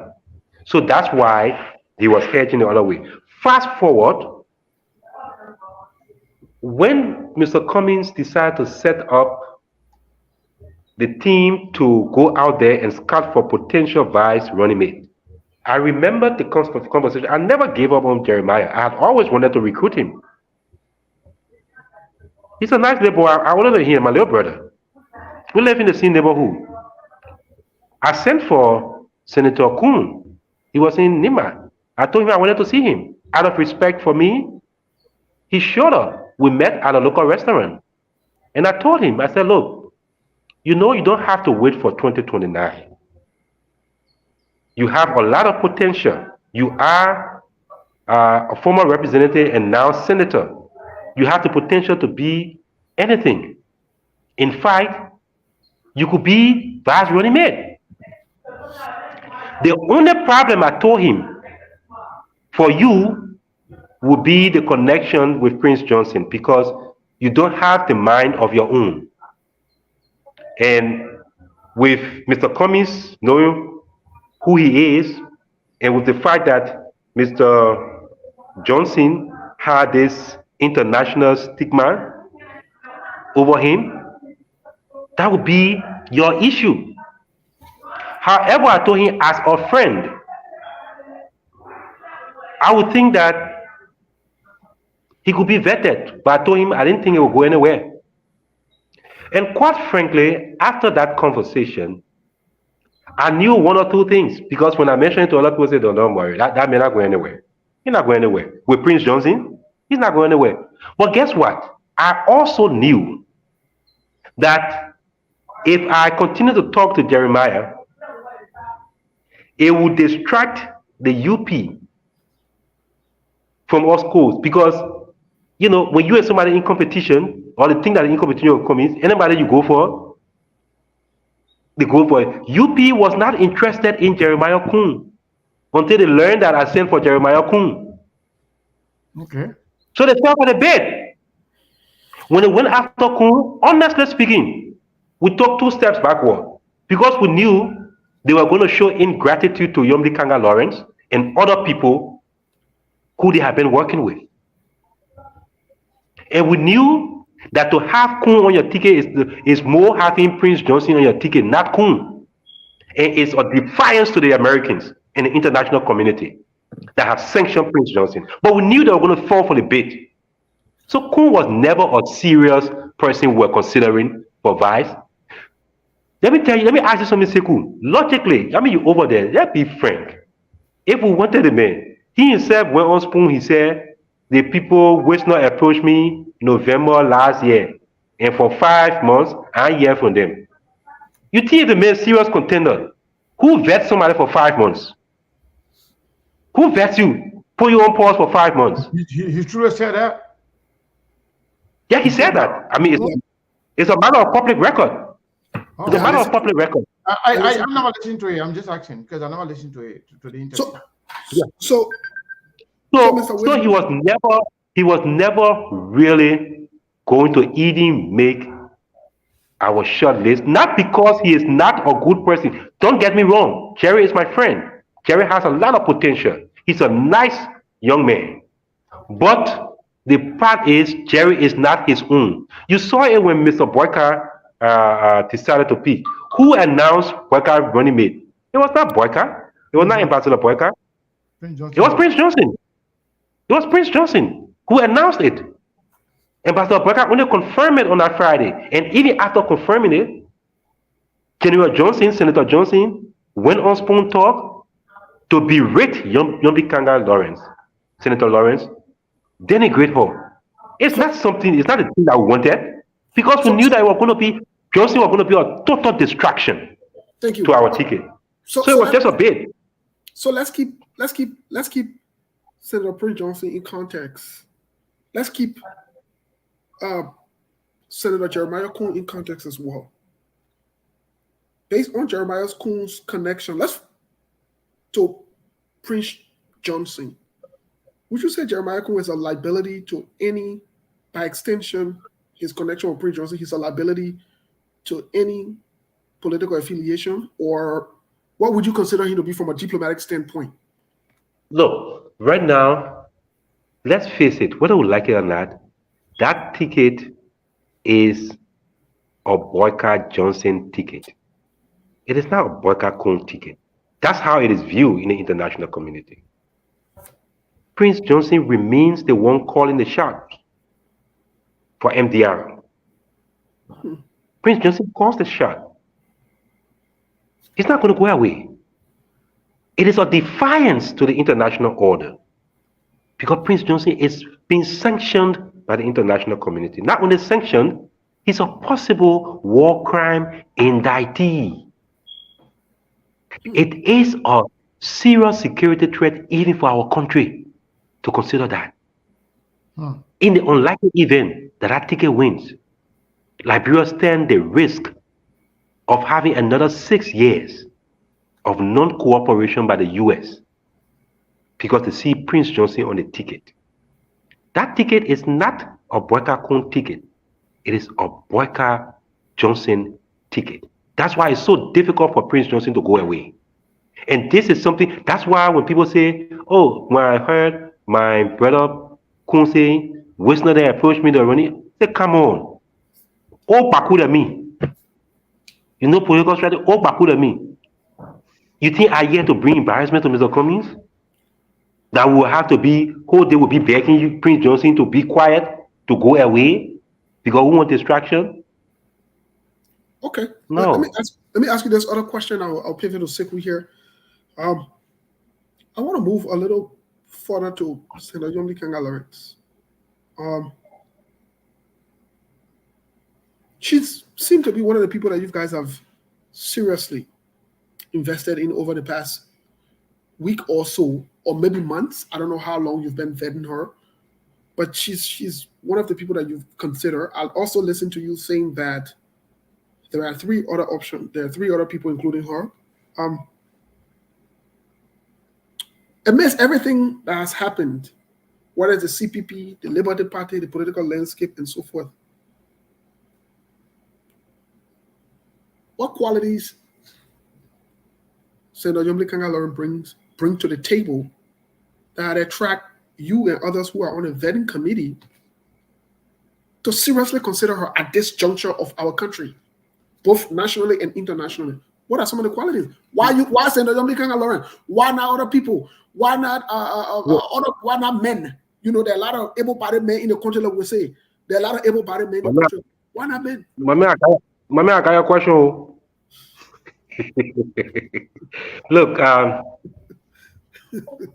there are certain political considerations that goes into decision making. Let's face it, we have a little problem in the LP. And the LP is our serious partner in the CPP. After we threw this bid to the UP and they fell for it, and they left out Mana Yomli, in our mind as a committee, search committee, we thought it was an opportunity to give Madam Yomli Kanga Lawrence and her team to begin the process of healing the rift in the Liberty Party. Don't forget, the CPP objective have never changed: to consolidate the opposition, a strong, united opposition. Our engagement with Yomli Kanga Lawrence is to give her that opportunity to save Councillor Bromskin's legacy. Councillor Bromskin's legacy. That is key. It's not that she is more qualified than other people we are talking to. No. No. But we thought that it was important. Mr. Cummings has a big heart. In spite of all that has happened to him, he's willing to demonstrate that he can reconcile this country. He's willing to show that he can give people second chances. He can put his personal feeling aside. That is why we are. That's why we engage Madam Kanga Lawrence. Not to say, of course, she, as a senator, she has some quality. Yes, she's qualified to be running mate. But what happened to her, I will use this analogy, it's almost like a guy who sees a woman, beautiful woman. That woman wants to get married. The guy, UP, goes to the woman. He's not interested in marrying a woman. He's not interested in her family. He doesn't care. What he's interested in is having fun. And then when it comes to the time when the woman wants him to make decision about marriage, he dumps her for another lady. But at the same time, this guy is envious of this woman talking to any other person. That's the definition of narcissism. We in the CPP, we still believe that that the room is big enough, and that Yomli Kanga Lawrence has a lot weighing on her shoulders to help preserve Councillor Bromskin's legacy. He started the CPP with us. He was a founding member of the CPP. We decided to give him that respect and give her that respect. And we are happy that Musa was magnanimous enough to open his arms to say, look, let's come back again and be one whole. It's up to Madam Lawrence to either take it or leave it. It's not going to affect us. We are still going to go and conclude our vetting process with other people. If she takes it and come, fine. If she doesn't take it, at least the Liberian people will know that we have given that opportunity to be part of the solution for Liberty Party. It will be on her, not on us. Thank you so much. Thank you. Mr. Kane, it's up to you, please. You're muted, Mr. Kane. Yeah. How much time we got? If you are concerned, 10 more minutes. We got 10 more minutes. If you are worried about time, because here see people, they're always scared. They're always scared to stay on for a long time. No, guess what? Guess what? Guess what? We're going to be because we want to open the line. I want to actually open the line for the audience. But if you rush in 10 more minutes, then you can go. Sekou, you know what happened? No. Because of my respect for this show, and I really wanted to be part of this show, I did not even get home. I was driving my car, and you see how I look behind me. I was driving my car, it was almost 6 o'clock. I parked to one restaurant. I said, please let me use your conference room. That's the only reason. Or else we'll go, you know, I like rapping, you know, we enjoying the show yet. We're talking. We can go for the whole time. And more besides that, enjoy we have time, man. Then you can know. But honestly, Sekou, like you said, this is the beginning. We will, every week, the people get tired of seeing my face. We will talk. So it's not out of disrespect to you, it's just that, you know, I have to be respectful to the people who hosted me too in a restaurant. That's all. So, in short, yes. Now? In short, I want to leave in a respectable time to them. They usually close their restaurant around 8. And quite frankly, to be frank with you too, my understanding was that the show will run for 2 hours from 6 to 8. And honestly, that's what I thought. Maybe I was wrong. Okay. We respect that. So that's fine. We can continue the conversation whenever you're available. Yes. Thank you. Thank you for your understanding so much. And trust me, you won't do it tomorrow. This I will be here. I like to talk to you. I like the way you guys can do this thing. And now that our other show that people can be on, they can give people chair. Ain't no, I don't talk thing. But you know, we cool. And you see Shaggy small brother. I was just trying to pick at you and pick at some of my ANC friends. When I say ANC people scared of time, scared of being here to take questions from people, I'll just pull in your legs. I'm just joking. But I think it was a very good conversation, and I like your most of your answers. I like your understanding of issues, even though we did not ask all the questions, which we will do in the near future. I mean, But when you calling me back, whenever you're ready, you can invite yourself. You can just call Steve whenever we have time. Just come on. We are here for you. We are here for every Liberian. Anytime you're ready, just let us know. We my have time man, you and myself, available. you and my man off air. Let's talk off air. They think not tell me.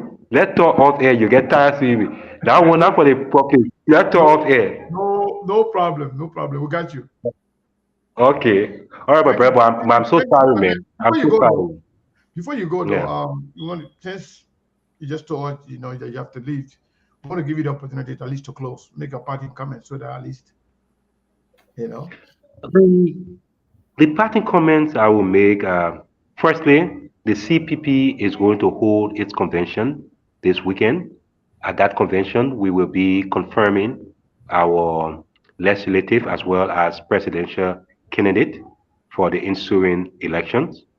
Any other thing, whether or not vice president will be announced, will be the prerogative of the standard bearer of the CPP. I don't want to second guess him, but it's going to be a wonderful time in Kanta.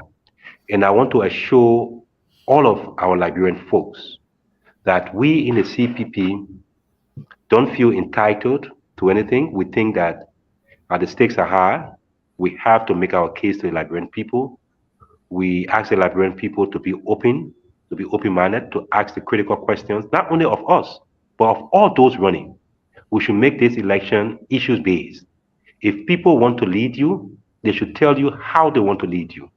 If the issues confronting Liberia is economic, it's about the bread and butter issue, it's about job creation, it's about getting people out of poverty, then hold all of us to explain to you how we're going to do it. This is something that we owe the Liberian people. Mr. Weah felt that nobody invited him to debate. Nobody asked him about the issues.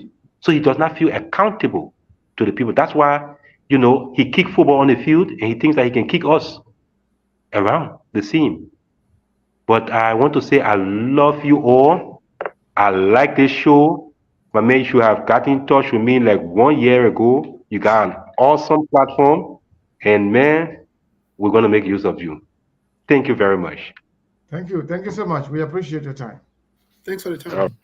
So, folks, there you hear it. I mean, Steve, Yes, I Mr. think, Wisner I will think be that back. I think that was impressive. I think he understands the issue, and he's a very friendly guy. He sounds very um, friendly, and also he has some you know understanding of the issues, especially when it comes to politics. Some of the answers require some fact checking, as we always do,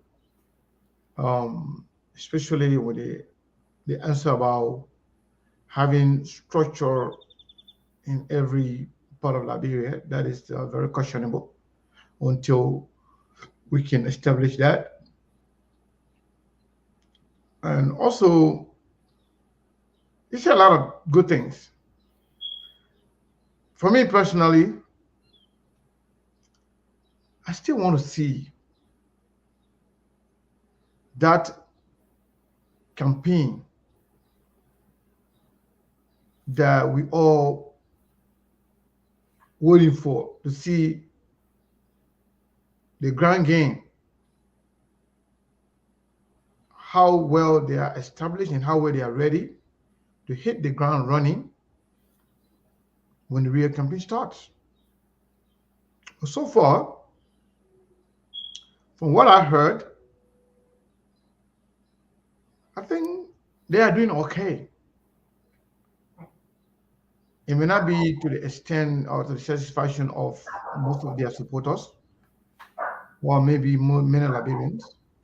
But somebody told me today, Steve, I told you I was talking to somebody from Liberia, And this person is a citizen. I was shocked to hear what this person was telling me. This guy told me, "Oh, Seku, people will be surprised at this election." I said, "What do you mean?" He said, let me put it in his way. He said, communist people then are engaged in this Jehovah Witness style of campaigning. I said, what does that mean? He said they are reaching out to a lot of people behind the scene. I said, but we heard they wouldn't do that in Monrovia. He said, yeah, but he said, I know about Monrovia. You don't know about outside of the country. I mean, outside of the city. He said, but let me tell you something. Whoever wins Monrovia could potentially win the election.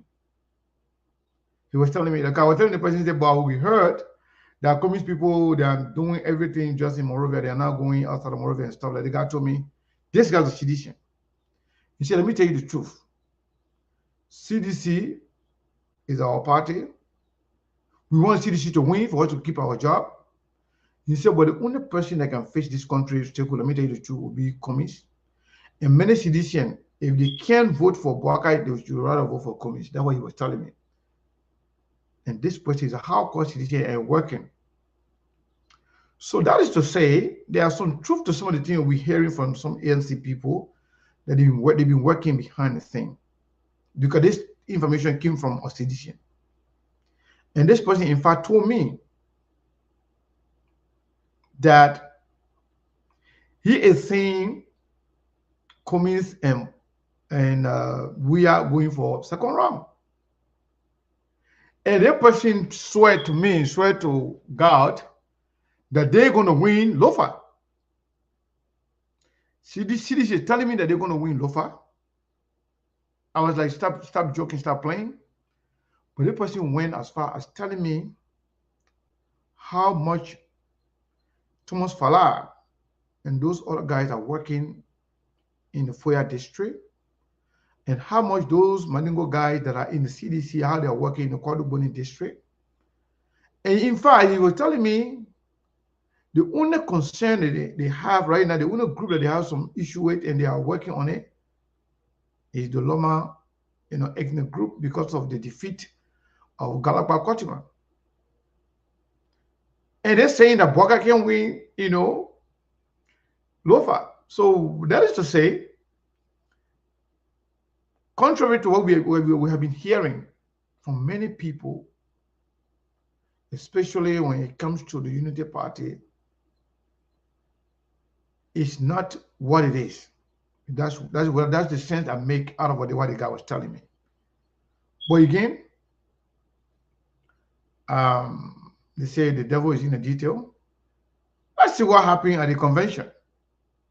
Let's see who communists will nominate as his running mate. But one thing I know for sure, whoever becomes the running mate of Alexander Cummings will have a lot of job to do to help create more excitement, more momentum with the Cummings team.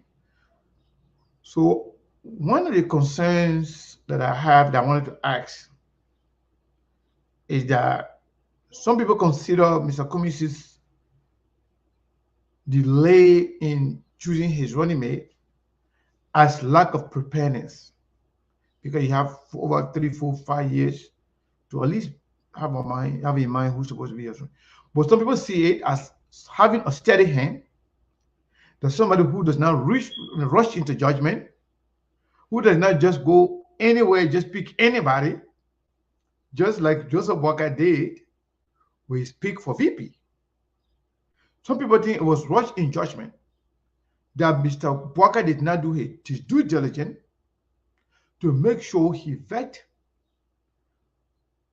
Mr. Kuhn, Senator Kuhn, immensely, that they consider the pros and cons, the cost-benefit analysis of what Mr. Kuhn brings to the table, and what he takes away. And him and what's his name? Senator Prince Johnson's connection and the leverage of Prince Johnson on the party that the man represents, or on the man himself, given the fact that when this man was announced as the running mate for Buakai, he himself announced Prince Johnson, introduced Prince Johnson as his mentor and father.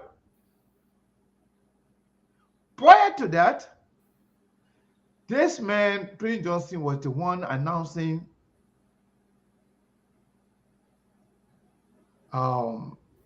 what was to happen. He announced the running mate of VP of George Wisner. He said it was coming from this place. He said this, he said a lot of things. Right. So let me say this, Steve. This election is just getting started. I'm also reliably informed, contrary to what many UPAs are running with. Oh, Yomble time, walk it down, I mean, Kumis down, Yomble rejected the place. That's not the case. I'm told that conversations are ongoing,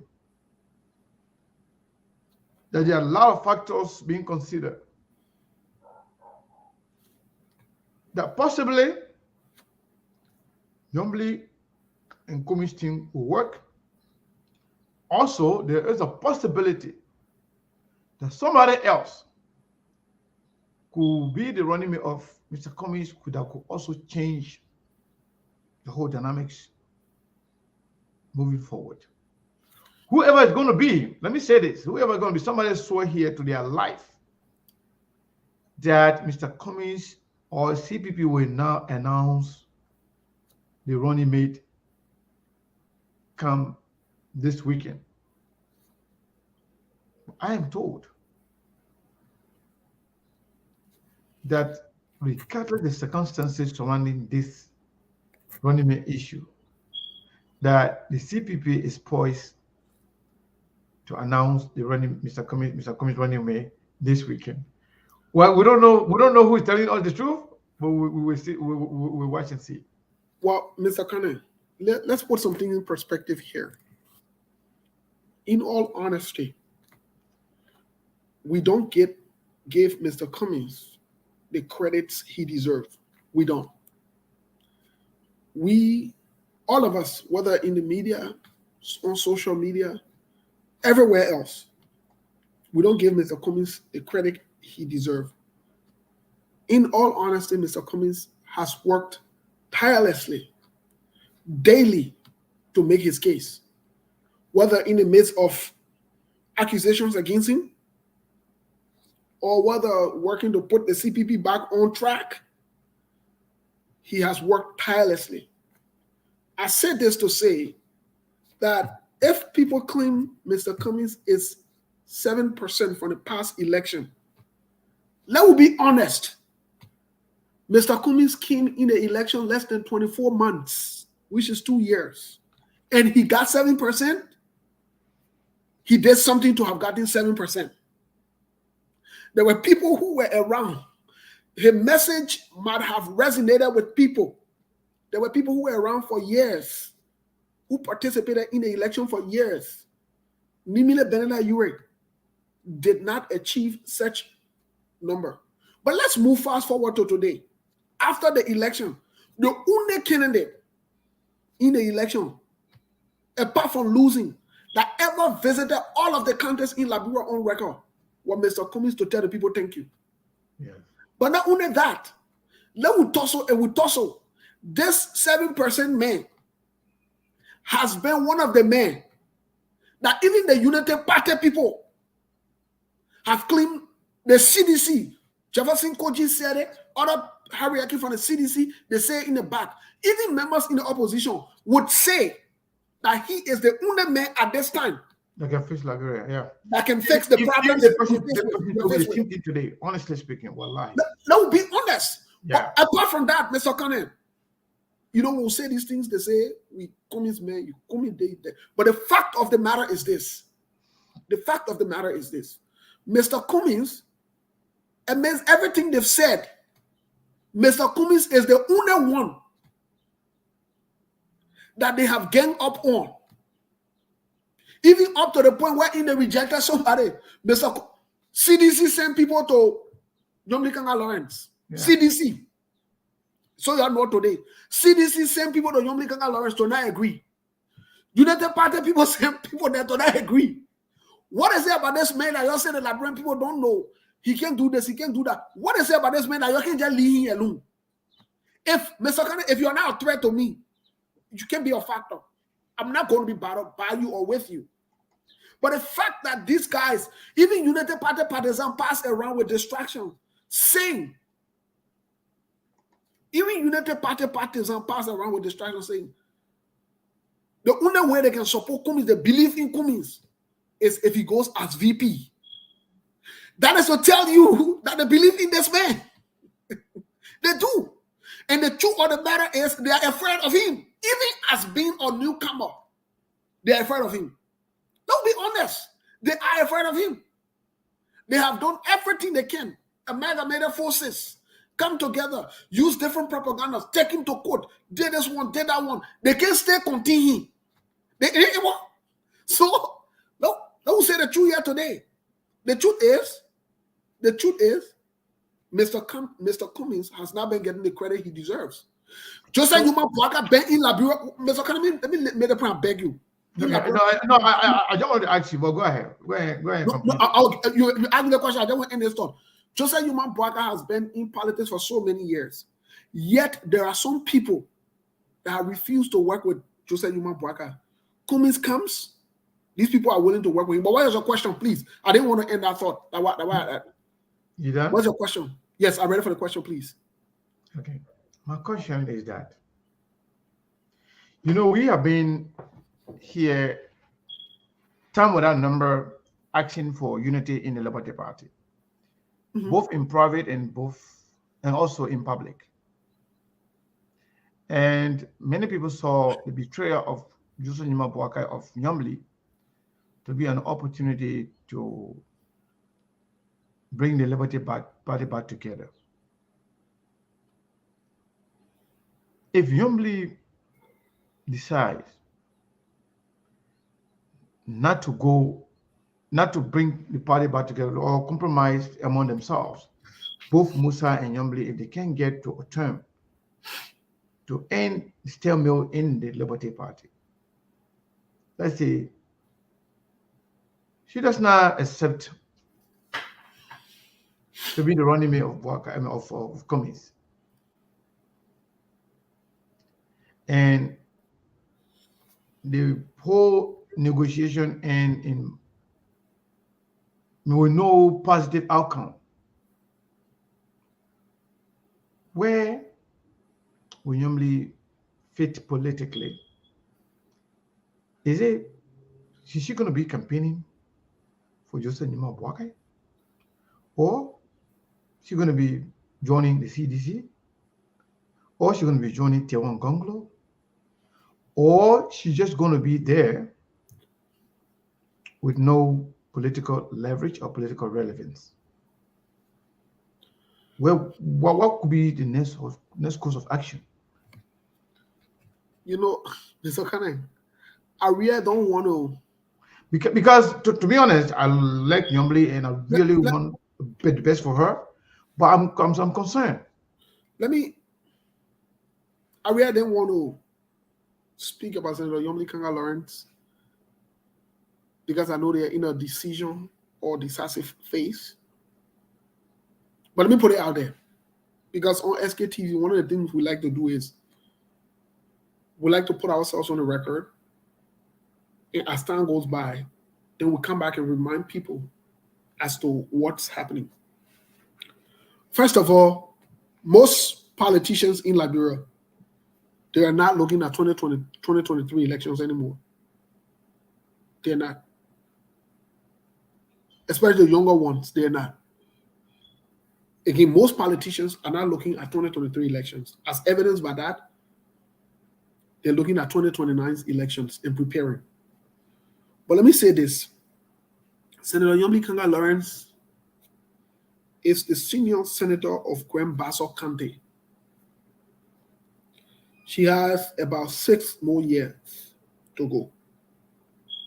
Senator Yomli Kanga Lawrence is young. She's not old. Let me tell you today, she's one of the youngest females in politics and as a leader.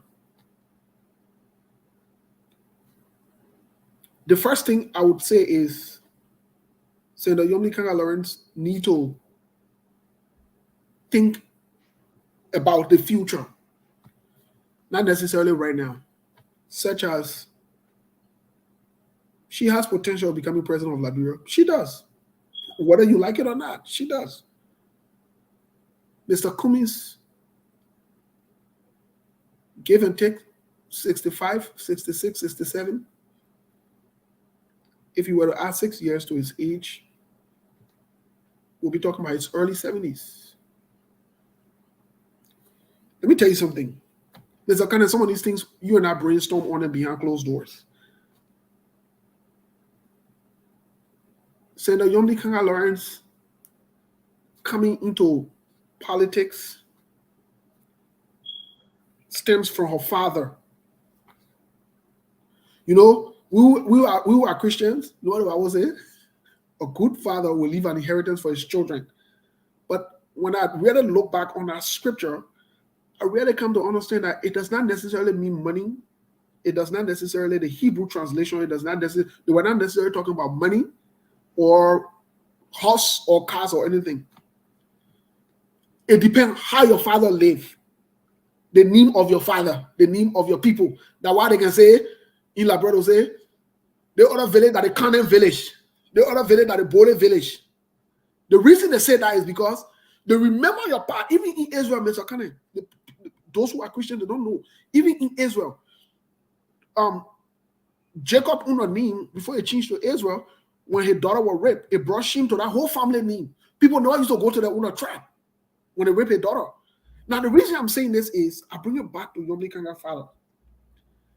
When we were smaller, and we didn't even know anything about Liberian politics, one of the person named that rang a lot was Yomli Kanga's father. It tells me, and now rang in a negative way, it tells me that he's a good man that made a huge mark up until today. Because of him, the good things that he did for the people of Liberia and Basso.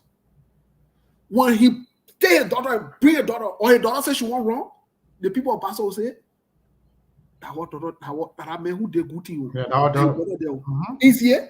Now, what I'm trying to say is this.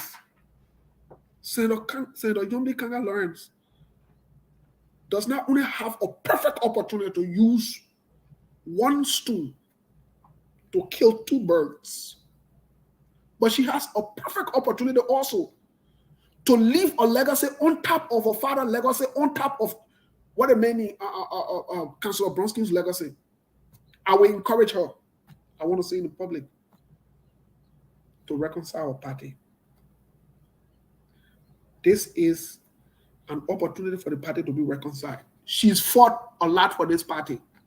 We can agree that part of the reason she left the party, or part of the reason there was noise in the party, was because her support for Joseph Human Braga, or she wanted to support that. Those are speculations.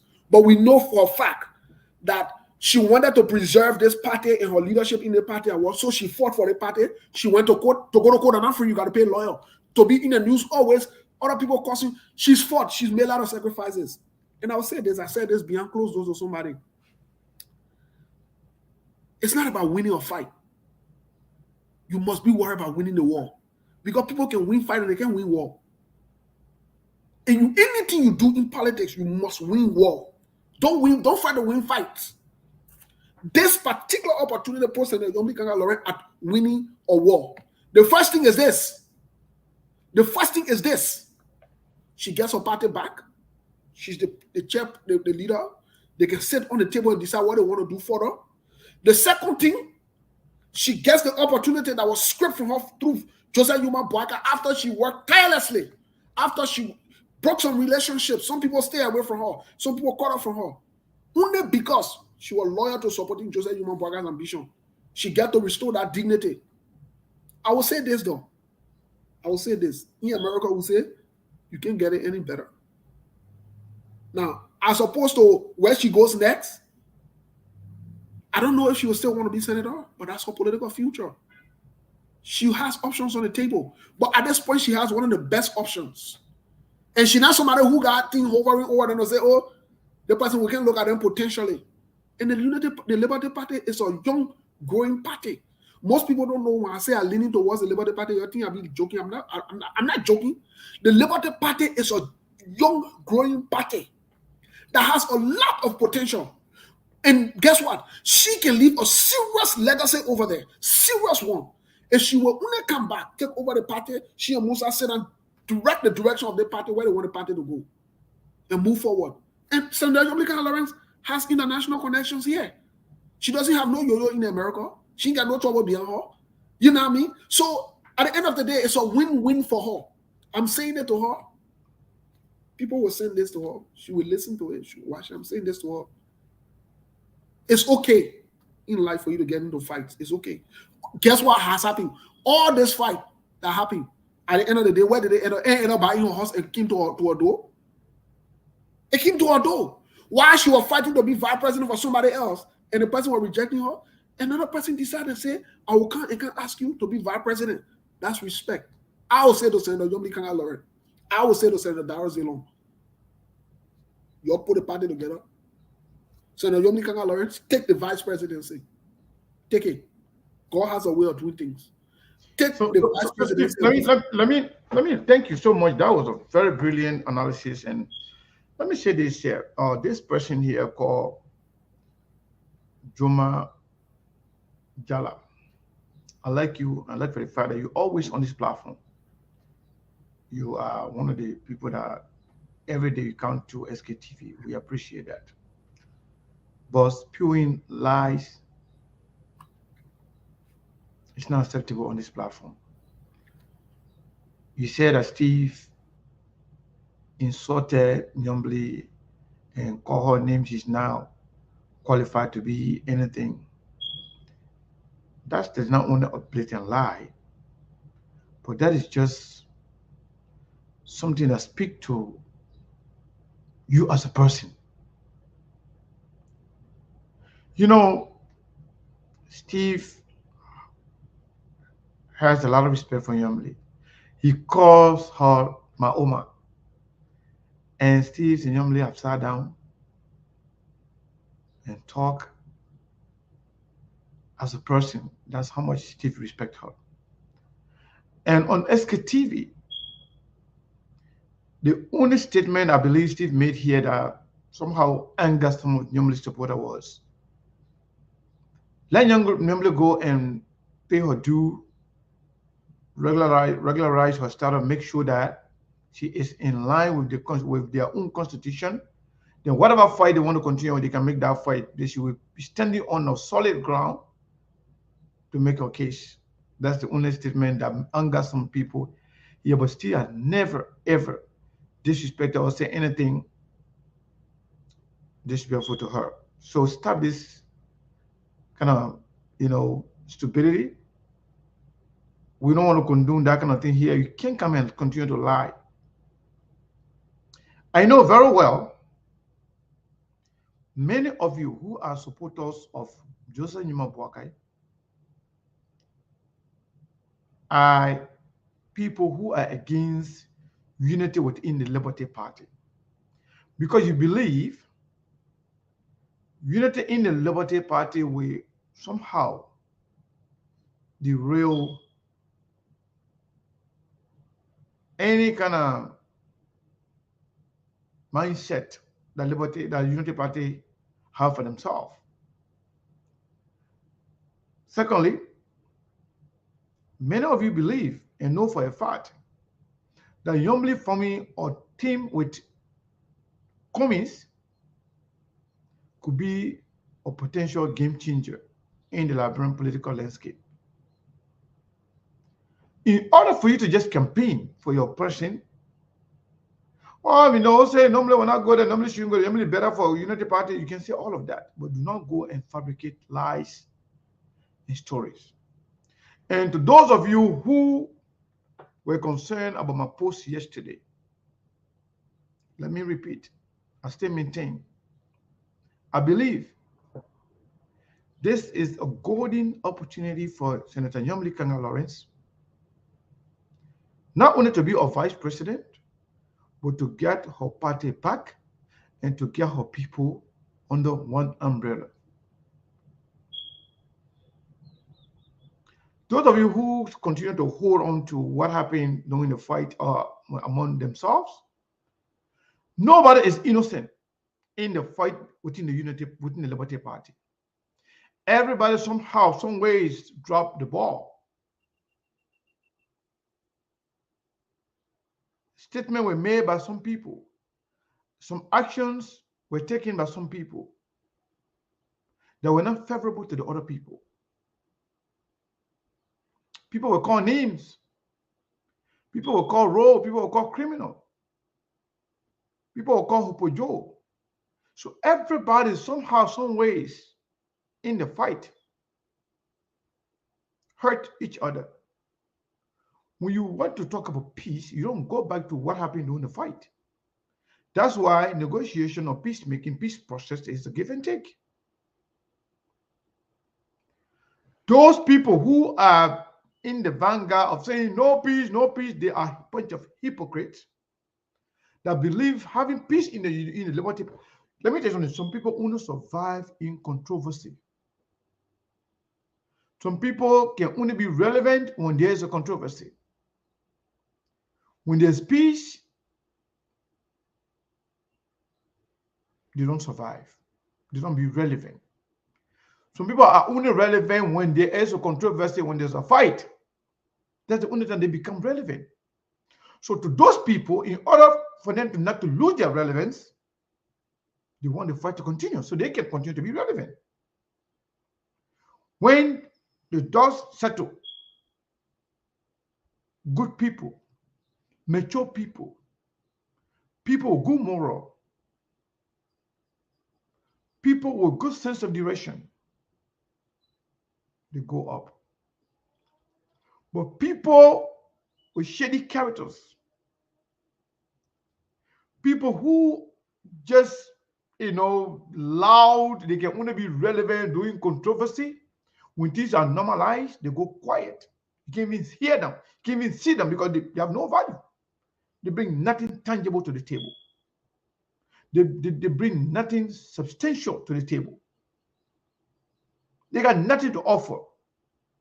They got no solution to anything. They are only relevant when there's noise, when there's fighting, because what they have is to spew lie, insult, disrespect. And those things will not be available to them when there is peace. They have nothing tangible within their arsenal to contribute to the society. So they are only relevant when there is noise, when there's problem. Because what they have is insult, disrespect. Will call it yo-yo. They can only survive in that. They be relevant, they beat their chest because that's what that's the only thing they have. Wherein there's peace. When ideas are needed,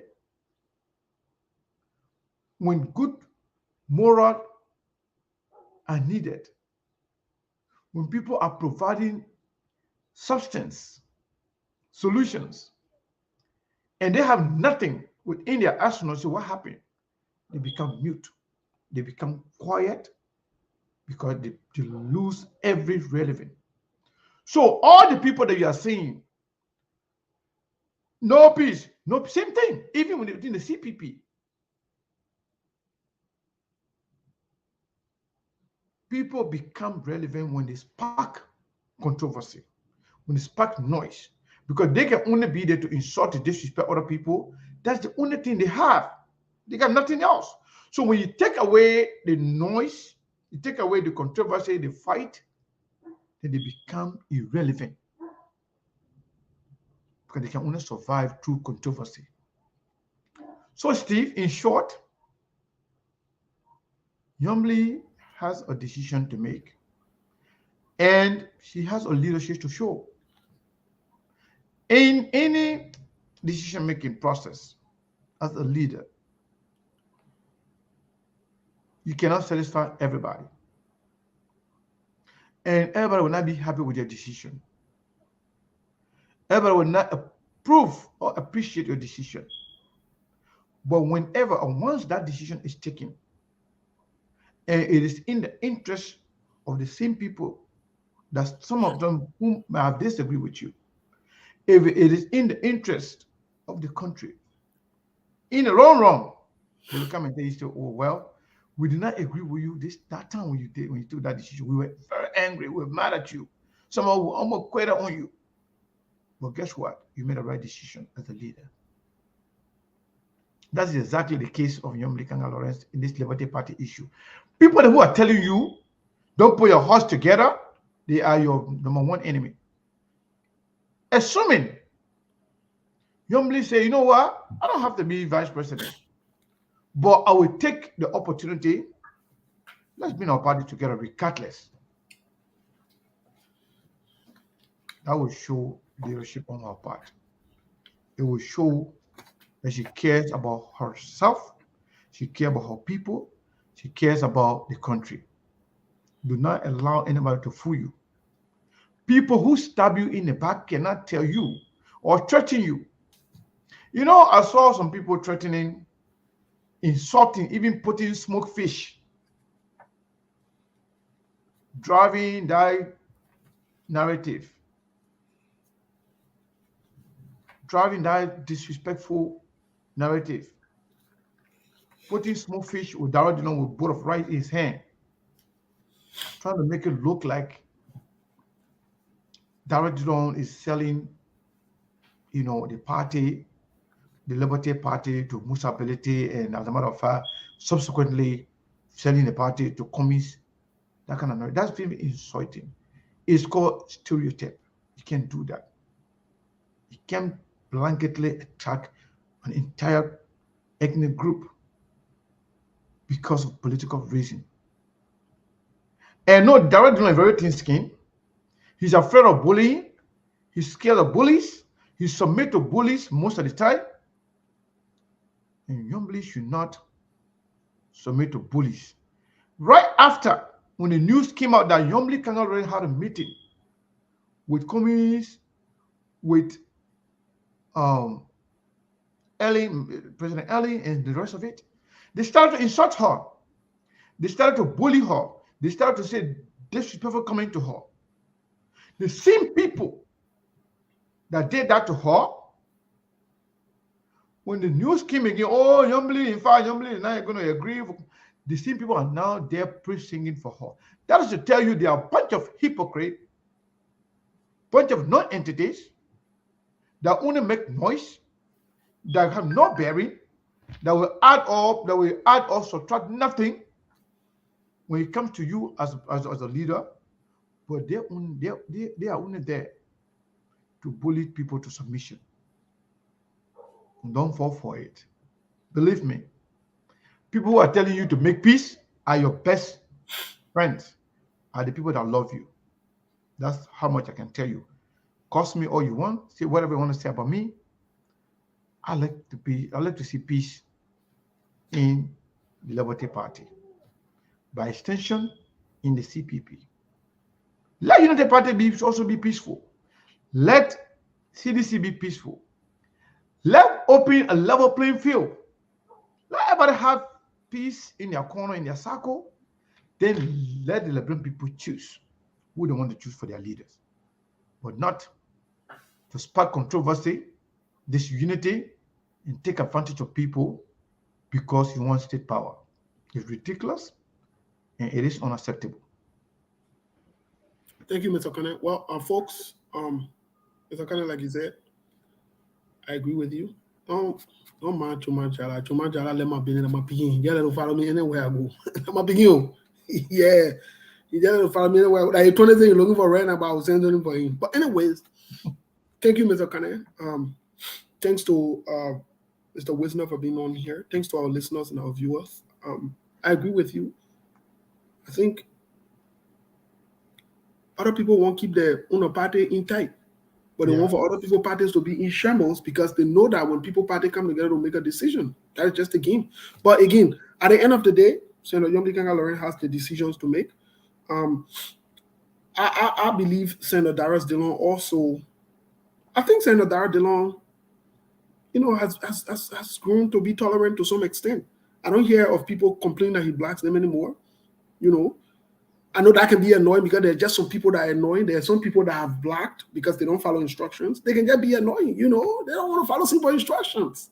You know, and my picking don't mind jala. I tell when I'm blacking because my picking gotta be on my side. Mr. Kind of you always gotta get one picking on your side. I hate it. Yeah, when the toilet they come in like grass on for them. But I believe Senator Dominican Laurent will make the decision. I believe the CPP and the ANC will be following them. On Friday, they will let us know who the VP pick is. Either way, we're looking forward to the VP pick. I don't think there's a need to force or fight. And some negotiations, when they're not in the public, I think they're the best negotiations. When all negotiations are in the public, sometimes, but we know what we are hearing behind closed door. We know what we are seeing. We know what's going on. So, hey, guess what? Either way, we know that we have Mr. Cummings on the ballot, and we have his VP. We definitely have his VP. He will not run by himself. So hey, we look forward to that, and we look forward to other people coming on. But hey, guys, tomorrow we will see you guys. Thank you so much. Mr. Kana, I gotta go pick up the birthday man because we gotta ring one or two things in. But anyways, thank you so much, folks. Mr. Kana, I'll leave it to you because I gotta run. Yeah, no problem. So we're gonna close now. I want to say thank you to all of you. Somebody is asking for our number. The number is always up there. As a matter of fact, the number is automatically available. Once we turn the station on, you will see the number there will say if you wish to contribute to SKTV, this is the both Cash App and Zelle number. That's our direct number for SKTV. When you call that number anytime, you will get us. That's also the WhatsApp number. The number is 480-862-0783. But yes, indeed, we at SKTV will not be here without you. We are nobody without you. People gravitate towards SKTV because of you. You that have been with us from the get-go. We have one of the most consistent and persistent followers when it comes to social media platforms. And for this, we are grateful. We may not have 1,000, 10,000, or 4,000, 5,000 viewers at a time. But we have 380,000 followers. Whatever we put on SKTV is viewed worldwide. We are the only platform to, when we open our lines, we got calls from every part of the world. Speaking of Australia, China, South Korea, North Korea, Europe, Liberia, and everywhere. We also have the opportunity to work with Truth FM in Liberia that also covers the most part of Liberia. That's why when we open our lines in Liberia, we're not getting only calls from Mosvado or Monrovia. We got calls from outside of Monrovia, Buchanan, Lofa, Bon County, Nima County, Bomi, Cape Mount.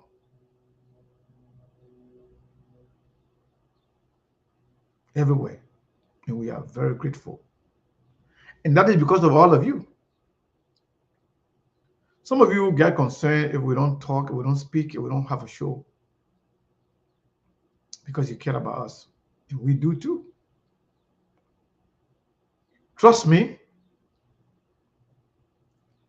we may not be the most popular platform, but we are one of the most, if not the most, reputable,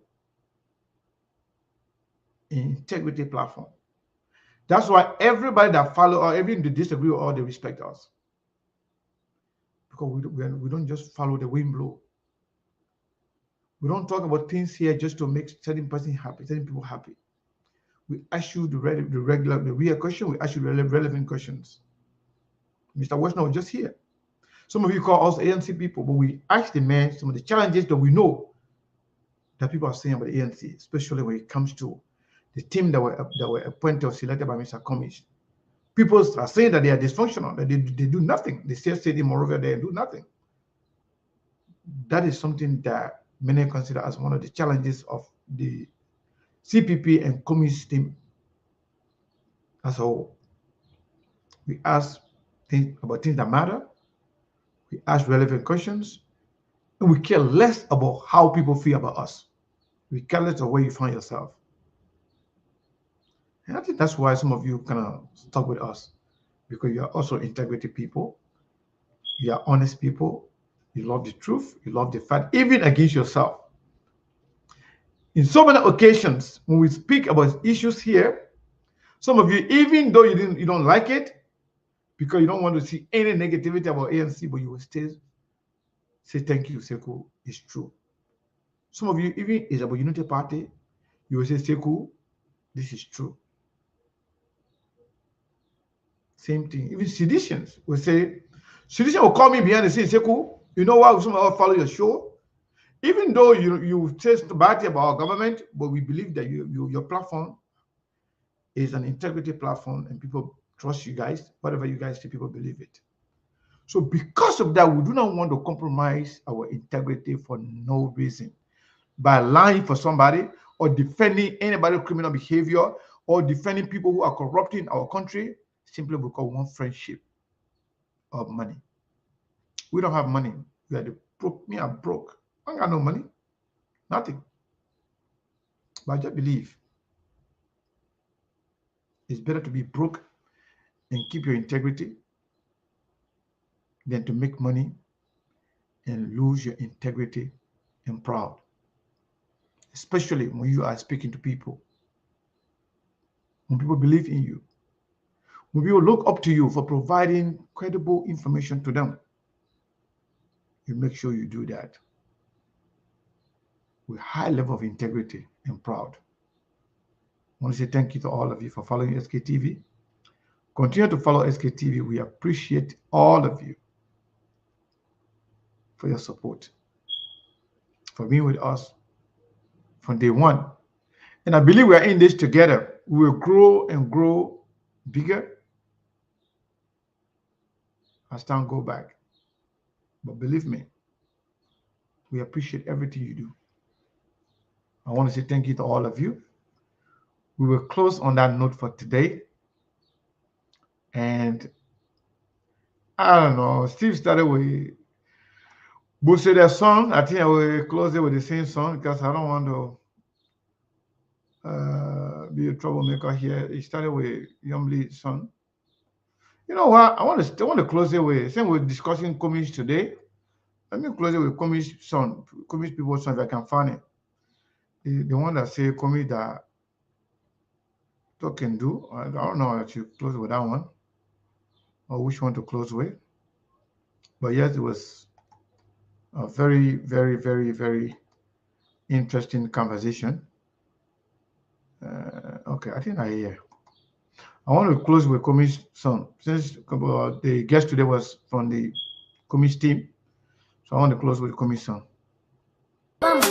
Star coming, star bum. Star bum. Alexander coming, star bum. Keep body explode.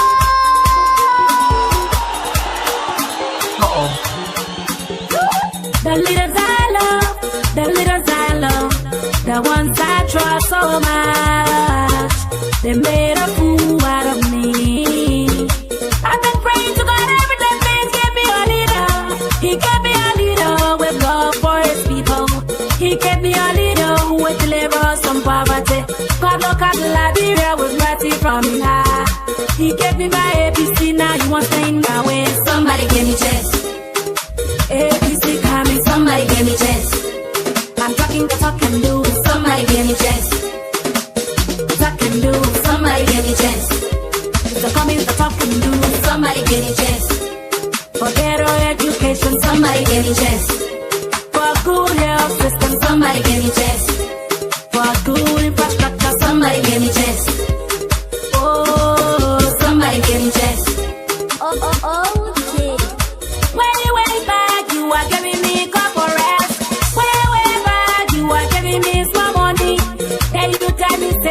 are coming to face the road. And you tell me say you are coming to face the school. And you tell me say corruption was going to finish. But how come I never see you do nothing? I say how come everything too hard? I've been praying to God every day. Please give me a leader. Please give me a leader with love for the. So, per popular demand, people are saying, stakeholders are saying that I should play Nyomli song. So I'm going to play Nyomli song so I can be hold in contempt. So if people say Nyomli song are what they like, so we're going to play.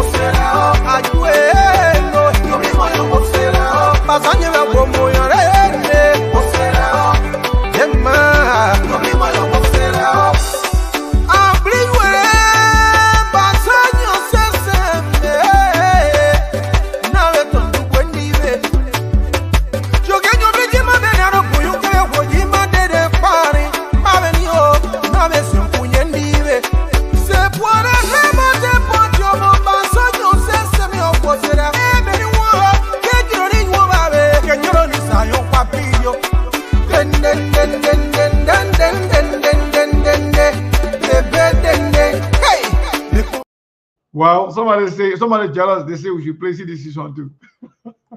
Everybody, all the stakeholders here got their own favorite song here. I don't know, man. I don't know if Steve got the CDC song here. But you know what? Let's play CDC song too. Let's be fair now.